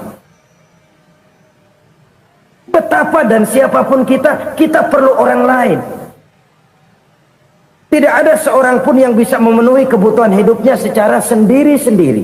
Nah, Islam telah menyelamatkan manusia dari ras diskriminasi, mengikat manusia dengan persaudaraan yang berlandaskan kepada akidah. Karena itu dianjurkan bersilaturahmi. Bahkan Nabi menyatakan, man arada ayyubsata lahu fi rizqihi wa yunsa'a fi atharihi falyasil rahimah. Siapa yang kepengen diluaskan rezekinya dan dipanjangkan usianya, banyaklah ia bersilaturahmi. Siapa yang kepengen dimudahkan rezekinya, hendaknya ia banyak bersilaturahmi. Kalau banyak teman, kesulitan kan paling tidak ada tempat cerita. Udah susah sendirian, kita pikirin diri, nggak ada tempat tukar pikiran. Cepet banget sama bengek. Dilawan sendiri. Nah, secara makro kita bisa berkata, tidak mungkin ada kemenangan kalau tidak ada kekuatan. Tidak ada kekuatan kalau tidak ada kesatuan dan persatuan. Tidak mungkin ada kesatuan dan persatuan tanpa semangat silaturahmi. Kalau umat Islam mau menang, dia harus kuat. Kalau umat Islam mau kuat, dia harus bersatu. Kalau umat Islam mau bersatu, dia harus membudayakan silaturahmi ini. Bahkan sampai-sampai kata Nabi, kalau bisa cari nilai tambah. Apa? Silman qata'ak. Bersilaturahmilah kau kepada orang yang marah denganmu. Masya Allah, indahnya ajaran agama kita. Orang yang marah pun kepada kita, kata Nabi, kalau bisa bersilaturahmilah kepadanya, kepada orang yang marah itu. Di situ nilai tambah. Cuman jujur nih hadis, ngucapinnya gampang, ngamalinnya yang berat banget. Orang marah sama kita, kita disuruh silaturahmi. Ada apa malu?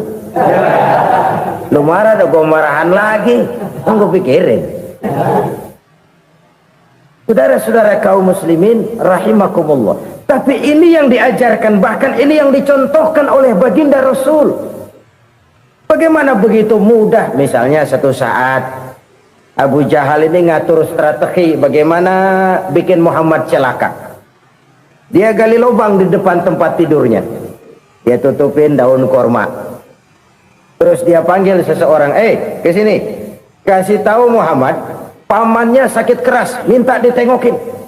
Berangkat orang ini ke sana. Muhammad, labbaik. Pamanmu sakit keras, dia minta ditengokin. Baik, saya akan datang menjenguk beliau.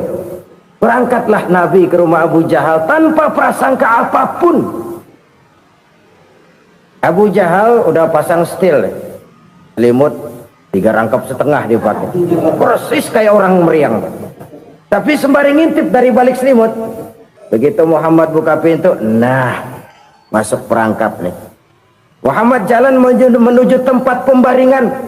Makin lama makin dekat, makin lama makin dekat, makin dekat ke lubang yang dipasang oleh Abu Jahal itu.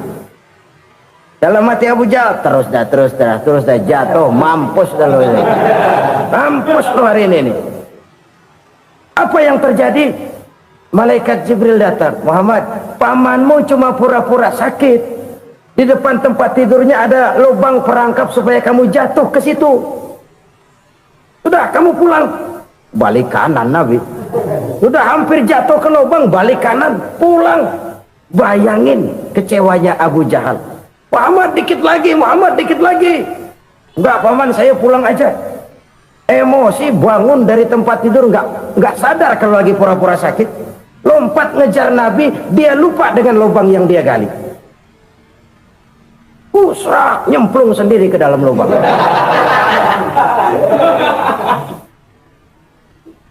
Nabi terus berlalu. Ini terjadi keanehan. Jatuh ke lubang yang dia gali itu sebenarnya nggak terlalu dalam ya, antara 3-4 meteran lah. Tolong saya jatuh ke lubang ini. Datanglah pelayan-pelayannya itu. Angkat saya dari sini. Oh, yang ngulurin tambang. Satu gulung, belum juga nyampe itu tambah. Kurang, beli lagi ke warung. Sambung, ulur lagi, nggak juga bisa sampai. Wah, ini kerjaan Muhammad ini. Tolong, siapa salah seorang kamu ke rumah Muhammad, kasih tahu encangnya kecebur. Minta ditolongin. Sampaikan kepada Rasul. Kenapa? Pamanmu jatuh ke lubang, Muhammad minta tolong diangkatin. Tambang udah nyambung-nyambung nggak nyampe juga. Ya, nanti saya datang, saya tolong. Coba. Nyata-nyata orang berniat jahat mau mencelakakan dia. Datang dia menolong. Ini yang disebut air tuba dibalas air susu ya ini. Bukan sebaliknya. Air tuba dibalas air susu. Paman, kecebur ya? Iya Muhammad, tolong ini. Pegang tangan saya. Nabi ulurkan tangannya, nyampe, dipegang oleh Abu Jahal, diangkat ke atas, sampai atas. Apa kata Abu Jahal? Sihirmu memang hebat Muhammad. Udah ditolongin dikata sihir. Yang enak kita kemplang kan itu orang begitu. Urusan apa? Tapi inilah akhlak. Kalau bisa kamu bersilaturahmilah dengan orang yang marah kepadamu sekalipun. Orang marah kita tetap baik. Kalau kita berbuat baik sama orang yang memang baik, rasanya sih biasa-biasa aja. Orang baik kita baik lagi, ya draw aja, belum ada nilai tambah di situ. Baru ada nilai tambah kalau kita bisa berbuat baik kepada orang yang nyakitin kita.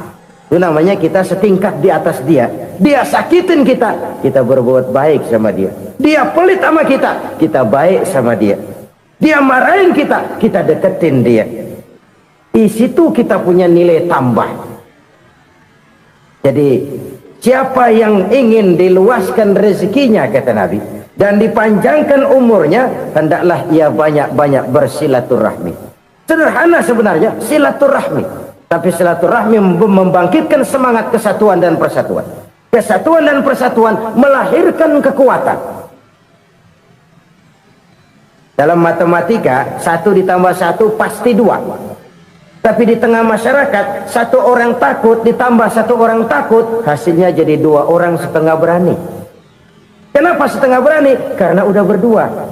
Tadi pan takut sendirian, kalau dia kumpul turu-turu takut lah jadi berani.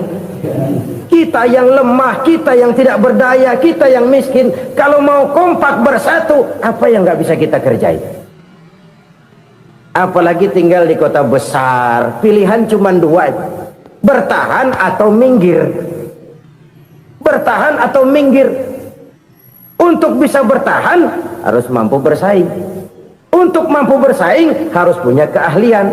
Keahlian harus ditunjang dengan pendidikan, ditambah oleh kekompakan sebagai umat. Udah miskin mencar mulu, orang injek gitu. Orang nggak pandang urusan apa yang malu. Oleh karena itu silaturahmi pada hakikatnya merupakan roh dari ukhuwah yang diajarkan oleh agama kita. Bagaimana Islam menyelamatkan masyarakat manusia dari ras diskriminasi, mengikat manusia, dan tidak ada persaudaraan yang lebih indah selain persaudaraan yang diikat dengan nilai-nilai akidah. Sepanjang orang di jalan Allah, itulah saudara kita. Keluar dia dari jalan Allah, selesailah persaudaraan sampai di situ. Karena itu, kalau ingin menyimpan sesuatu di surga, banyaklah bersilaturahmi. Datang ke rumah ini, datang ke rumah itu, dan lain sebagainya. Itu simpanan kita di akhirat nanti. Ini yang ketiga. Saudara-saudara, yang keempat, perbendaharaan surga itu apa? Wa qawlu la hawla wa la quwwata illa billah. Ucapan la hawla wa la quwwata illa billah. Ibadah kan ada yang berat, modalnya besar. Bangun masjid berat, modalnya besar. Bangun rumah sakit berat, modalnya besar. Ada ibadah yang berat tapi modalnya ringan. Misalnya puasa. Puasa itu berat, mengendalikan nafsu. Kalau sekedar nggak makan nggak minum sih enteng, mengendalikan nafsu itu jihad terbesar. Tapi kan modalnya ringan, cuma niat saja. Ini ibadah berat, modalnya ringan. Ada ibadah yang ringan, modalnya juga enteng. Seperti termasuk ucapan la haula wa la quwwata illa billah. Tanpa sadar, la haula wa la quwwata illa billah. Nyelengin tuh di surga. Nyelengin, kita nggak terasa. Nyelengin simpenan akhirat. La haula wa la quwwata illa billah. Nyimpan lagi. Kaget, la haula wa la quwwata illa billah. Nyimpan lagi. Banyak simpenan. Walaupun sebenarnya yang dimaksud di sini adalah kesadaran batin. Bahwa tidak ada daya dan kekuatan kecuali Allah. Itu intinya. Kita memulai pekerjaan disunahkan baca bismillah, kan begitu. Apa itu? Kesadaran moral. Bahwa ini saya bisa kerjakan. Saya kerjakan ini dengan menyebut nama Allah. Kenapa? Kalau Allah tidak memberikan daya dan kekuatan, mana mampu saya kerjakan ini. Maka saya kerjakan ini dengan menyebut nama Allah. Bismillah. Kesadaran moral. Manusia hanya wajib berusaha, tapi nggak pernah wajib berhasil. Banyak hal-hal yang kalau kita renungkan secara rasio nggak mungkin, tapi jadi kenyataan. La haula wa la quwwata illa billah. Tidak ada daya dan kekuatan kecuali bagi Allah semata-mata. Kesadaran moral akan kelemahan dan keterbatasan makhluk bernama manusia. Kadang kita kagum dengan otak, tapi kita sering lupa sama yang bikin otak. Padahal bagaimanapun hebatnya otak, yang bikin otak pasti lebih hebat dari otak. Nggak percaya, silahkan otak-otakan. Inilah kecenderungan. Kita kagum dengan pesawat-pesawat mutakhir, bukan main, besi gede banget terbang itu. Alangkah hebatnya. Lalu apa yang bikin otak tidak lebih hebat dari itu semua? Kita puji laut, apa yang bikin laut tidak lebih hebat dari laut itu? La haula wa la quwata illa billah. Tidak ada daya dan kekuatan kecuali Allah. Apa yang bisa kita lakukan kalau tidak karena daya dan kemampuan yang diberikan oleh Allah kepada kita? Lahirlah sikap tawadu, rendah hati, tidak melonjak menjadi angkuh dan sombong, sadar akan kelemahan dan keterbatasan diri sebagai makhluk yang diciptakan oleh Allah Subhanahu wa taala. Jadi satu sisi ini ucapan yang berpahala, la haula, jadi wiridan. Pada sisi lain ini kesadaran moral, sikap mental, kesadaran batin bahwa yang punya daya dan kekuatan itu cuma Allah. Kita nggak pantas untuk sombong, sebab sombong itu pakaiannya Allah. Kita nggak sedang pakai pakaian Allah, kegedean. Dan makin kita renungi, makin terbentur. Apa sih yang bisa kita sombongin? Kita mau sombong apa? Kaya, pintar, itu kan semua relatif. Di atas langit masih ada langit lagi. Jadi oleh karenanya, marilah kita menyadari, manusia hanya wajib berusaha, tapi tidak pernah wajib berhasil. Yang berusaha saja tidak wajib berhasil, apalagi yang tidak berusaha. Islam bukan agama orang pemalas yang selesai sholat lalu enggelohom, enggelenggem ayem-ayem. Tapi Islam bukan agama orang sombong yang setelah berusaha lalu tidak memerlukan Allah. Kita bisa saja bikin proyeksi, tahun sekian kita bakal panen besar menurut perhitungan otak. Tapi ada kejadian lain. Apa? Tikus ngambek. Habis itu dimakanin tikus, panen gagal. Proyeksi rasional gagal oleh tikus-tikus yang ngambek itu. Bisa saja terjadi. Tahun depan kita panen besar, urung. Kenapa? Musim panas panjang. Dan sekarang ini koran-koran bikin berita musim mengalami penyelewengan. Bukan cuma manusia yang nyeleweng sekarang. Musim pakai nyeleweng. Mestinya kan musim hujan udah selesai, masih hujan-hujan juga. Musim. Nah sekarang kita boleh bikin proyeksi, kita bakal panen besar. Tahu-tahu musim panas panjang, sawah retak, air kering. Cari teknokrat yang paling botak, suruh pendekin tuh musim panas. La haula wa la quwata illa billah. Inilah kesadaran moral. Saudara, saya teringat satu saat ada seorang konglomerat. Umurnya ya kira-kira 70-an. Satu saat dia ditanya oleh wartawan, "Pak, umur Bapak berapa sih?" "Ya paling 10 tahun." 10 tahun? 10 tahun? Anak Bapak berapa orang? Satu. Satu saja? Satu. Harta Bapak berapa? Ya paling-paling bangsa 7 juta kali. 7 juta? Iya. Pak, kenapa Bapak bohongi saya? Bapak punya buku biografi. Koran-koran, majalah-majalah banyak memuat cerita riwayat hidup Bapak. Saya tahu umur Bapak 70. Kenapa bilang cuma 7 tahun? Saya tahu anak Bapak 8. Kenapa cuma bilang 1? Saya tahu harta Bapak miliaran, mungkin triliunan, pabrik di mana-mana, bank di mana-mana. Kenapa bilang uang Bapak cuma 7 juta? Nah, kata si konglomerat tadi, kamu benar nak, kamu benar. Umur saya kalau jumlahnya memang 70 nak. Cuman ingat-ingat saya, baru 7 tahun terakhir ini saya sujud. Baru 7 tahun terakhir ini saya berusaha dekat dengan Allah. Saya laksanakan perintahnya, saya jauhi larangannya. 7 tahun inilah rasanya yang ada nilainya di hadapan Allah. Yang 63 tahun matong, kelabu, kelam umur gue.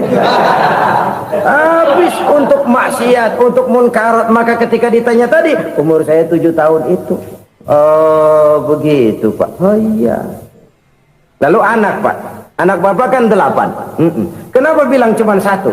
Nah, kalau jumlah hitungannya memang anak saya 8. Tapi dari 8 orang ini rasanya cuma 1 nih yang bakal jadi buah hati, belahan jantung, pelanjut cerita, penerus sejarah, bakal jadi anak soleh yang akan mendoakan saya. Cuma 1 rasanya anak saya ini yang bakal jadi buah hati saya, besar-besaran saya, yang akan mendoakan di kubur saya, yang akan mendoakan di akhirat saya. Yang 7 orang mana? Masya Allah, yang satu tenggeng, yang satu nyekek botol mulu, yang itu nggak karu-karuan. Makanya saya bilang 1 anak saya yang akan bisa mendoakan saya. Oh begitu Pak. Iya. Nah harta Pak, harta Bapak kan triliunan, pabrik Bapak di mana-mana, uang Bapak hampir di tiap bank-bank besar. Kenapa bilang cuma 7 juta? Betul kau nak. Harta saya kalau jumlahnya memang miliaran, triliunan mungkin. Tapi yang saya ingat baru 7 juta tuh yang saya belanjakan di jalan Allah. Saya nyumbang masjid, saya santuni yatim piatu, saya bantu pembangunan pesantren, saya bantu pembangunan rumah sakit Islam. Itu yang akan saya bawa pulang ke akhirat, yang 7 juta itu. Yang triliunan itu nanti akan diperebutkan oleh anak-anak saya sebagai waris saya. Jadi harta saya 7 juta itu yang bakal nemenin saya di akhirat, yang akan saya bawa pulang jadi teman saya. Saudara-saudara kaum muslimin, jangan-jangan orang tua itu adalah kita-kita ini. Jangan-jangan kita-kita ini adalah orang tua itu. Jangan-jangan itu potret dari diri kita masing-masing. Dari sekian umur yang diberikan Allah, berapa tahun yang ada nilainya di hadapan Allah? Dari sekian anak-anak yang merupakan amanah, berapa yang akan mendoakan kita sebagai orang tuanya menjadi anak soleh? Dari sekian banyak harta yang diberikan Allah, berapa yang akan kita bawa pulang menghadapnya nanti, yang kita belanjakan di jalan Allah? Ini sebuah potret kehidupan. Karena itu kita kembali kepada la haula wa la quwata illa billah. Kita wajib berusaha, kita wajib berikhtiar. Selebihnya segala daya dan kekuatan hanya milik Allah saja semata-mata. Satu kesadaran batin dari setiap pribadi muslim. Setelah ia berusaha dan berikhtiar, ia menyerahkannya kepada Allah Subhanahu wa ta'ala. Jadi satu sisi ini merupakan wiridan ucapan yang mengandung pahala, pada sisi lain ini merupakan sikap batin dari seorang muslim di dalam ia menghadapi realitas kehidupan ini. Saudara-saudara kaum muslimin rahimakumullah, kalau ini kita jadikan satu basis kehidupan, maka ini akan menyelamatkan manusia dari kemungkinan tergelincir menjadi orang yang lupa diri dan lupa darat. Sebab itu Imamul Ghazali berpesan, jadidis safinah fa innal bahra amiq, wa khuziz zad fa inna safara ba'id, wa khaffifil hamla fa innal hamla sadid. Perbarui selalu kapalmu karena lautan sangat dalam. Bawa bekal yang banyak karena perjalanan ini sangat jauh. Ringankan beban karena kebanyakan beban akan menyakitkan. Alangkah indah kalimat ini, alangkah dalam makna yang terkandung di sana. Perbarui selalu kapalmu karena lautan sangat dalam. Apa artinya ini? Jaga mentalmu baik-baik. Pelihara imanmu baik-baik, karena hidup penuh cobaan seperti lautan. Kita kalau berlayar di lautan kan kadang-kadang tenang, angin bertiup sepoi-sepoi basah. Jika malam datang, bintang gemintang bertabur menghias cakrawala, rembulan memantulkan sinarnya dengan indah. Dalam keadaan begitu berlayar enak. Tapi lain saat ombak menggunung, halilintar menyambar, angin topan bertiup. Berapa banyak sudah saudara-saudara kita yang tenggelam di lautan dunia tanpa sadar bahwa dia belum sampai kepada pantai yang akan dituju. Berapa banyak sudah saudara-saudara kita yang tenggelam di lautan dunia ini tanpa sempat bangkit lagi. Dia menyangka sudah sampai kepada tujuannya. Hati-hati kapal jangan sampai bocor karena lautan sangat dalam. Iman ini jaga baik-baik karena hidup penuh dengan ujian. Wa khuzizat fa inna safara ba'id. Bawa bekal yang banyak karena perjalanan sangat jauh. Saudara mau ke Bandung, bawa duit. Saudara mau ke Surabaya, banyakan lagi duitnya. Saudara mau ke Mekah, gepokan, iketan tuh duit, nggak lembaran lagi. Makin jauh perjalanan, makin banyak bekal yang harus kita bawa. Kalau saudara dari Jakarta mau ke Surabaya, kagak bawa duit berangkat juga, itu sih bukan berani namanya, nekat. Sampai Surabaya belum tentu, sengsara di jalan udah pasti. Kenapa? Nggak bawa bekal berangkat. Sama juga kita nih, misalnya belum sempat sembahyang, mati. Waduh, berani banget orang. Belum punya bekal, mati. Sengsara di jalan. Atau bekal tidak cukup. Dari Jakarta saudara mau ke Surabaya, bawa duit 500 perak. Paling jauh Cikampek nyampenya itu. Paling jauh itu.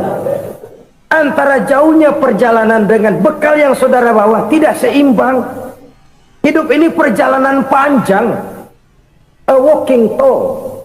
Dimulai dari alam arwah. Sebelum jasad diciptakan, roh diciptakan lebih dulu. Dari situ pindah ke alam rahim. Dari alam rahim pindah ke alam dunia. Dari alam dunia pindah ke alam barzah. Baru menuju akhirat. Satu perjalanan panjang. Kalau bekal tidak bawa, sengsara di jalan. Bawa bekal yang banyak karena perjalanan ini sangat jauh. Wa khaffifil hamla, ringankan beban karena beban itu cuma akan menyulitkan. Kalau bekal itu sih keperluan, tapi beban nggak kita perluin, cuma ngeberat-beratin. Apa ini beban? Dosa. Kecurangan, kebatilan, kezoliman, ketidakadilan, kesewenang-wenangan, itu akan jadi beban kita di akhirat. Alangkah celakanya, perjalanan panjang, bekal tidak bawa, beban kelewat banyak, alamat sengsara di jalan. Pahala tidak ada, dosa berlipat ganda. Na'udzubillah, summa na'udzubillah. Kalau kita rangkum nasihat Al-Ghazali dengan kisah si konglomerat tadi, kita akan mengambil kesimpulan. Pertama, bekal terbaik dalam menghadapi gejolak kehidupan ini tidak lain adalah iman. Yang kedua, pahala dan dosa. Dua hal kontroversial. Pahala adalah bekal, dosa adalah beban. Tapi kita sekarang kan tidak begitu terangsang kepada yang abstrak. Orang berlomba mencari yang konkret-konkret saja, yang real. Kalau memang dosa, benjol dong, kira-kira begitu. Kira-kira begitu. Persis orang Yahudi dulu. Orang Yahudi itu kan pernah minta kepada Nabi Musa, Ya Musa, lan nu'mina laka hatta narallaha jahrah. Musa, kami nggak bakal mau beriman kepada Allah kalau belum kami lihat Allah ada nongkrong di depan kami. Kalau memang Tuhan ada, taruh dong di depan kami. Mau yang konkret-konkret saja. Kalau memang dosa, benjol dong. Kalau memang pahala, berasa dong. Orang terangsang kepada yang real, yang konkret-konkret saja. Karena itu, untuk mengejar dosa, orang mau bayar. Tapi untuk mengejar pahala, walaupun tidak bayar, orang segan. Ini yang dikatakan oleh Nabi, kamu mengharapkan ke surga, tapi kamu berat melaksanakan sesuatu yang bisa membawa kamu ke surga. Kamu ingin jauh dari neraka, tapi tiap saat kamu lakukan perbuatan-perbuatan yang justru menjerumuskan kamu ke neraka. Idda'aitum an-najata minan nar wa ramaitum fiha anfusakum. Kamu ingin selamat dari neraka, tapi kamu lemparkan diri kamu ke neraka. Kamu ingin masuk surga, tapi berat sekali kamu melakukan perbuatan-perbuatan yang bisa menyampaikan kamu di surga. Saudara-saudara kaum muslimin rahimakumullah. Jadi hal keempat yang merupakan perbendaharaan surga adalah la haula wa la quwwata illa billah. Satu sisi ini merupakan ucapan yang memperberat timbangan akhirat, pada sisi lain ini merupakan sikap hidup seorang muslim, kesadaran batin yang sangat dalam bahwa tidak ada daya dan kekuatan kecuali Allah. Dan itu kita simbolkan pada saat memulai pekerjaan dengan Bismillah, dengan menyebut nama Allah. Satu kesadaran moral, saya hanya bisa melakukan ini karena diberikan daya dan kekuatan oleh Allah. Lahirlah sikap tawadu, rendah hati, tidak melonjak menjadi angkuh dan sombong. Saudara-saudara, sampai sini dulu jumpa kita kali ini. Semoga 4 perbendaharaan surga ini dapat kita lakukan, yang kelak akan merupakan bekal kita di kemudian hari nanti. Amin ya rabbal alamin. Terima kasih atas segala perhatian, mohon maaf atas segala kekurangan. Usikum wa iyaya bitaqwallah. Wassalamu alaikum warahmatullahi wabarakatuh.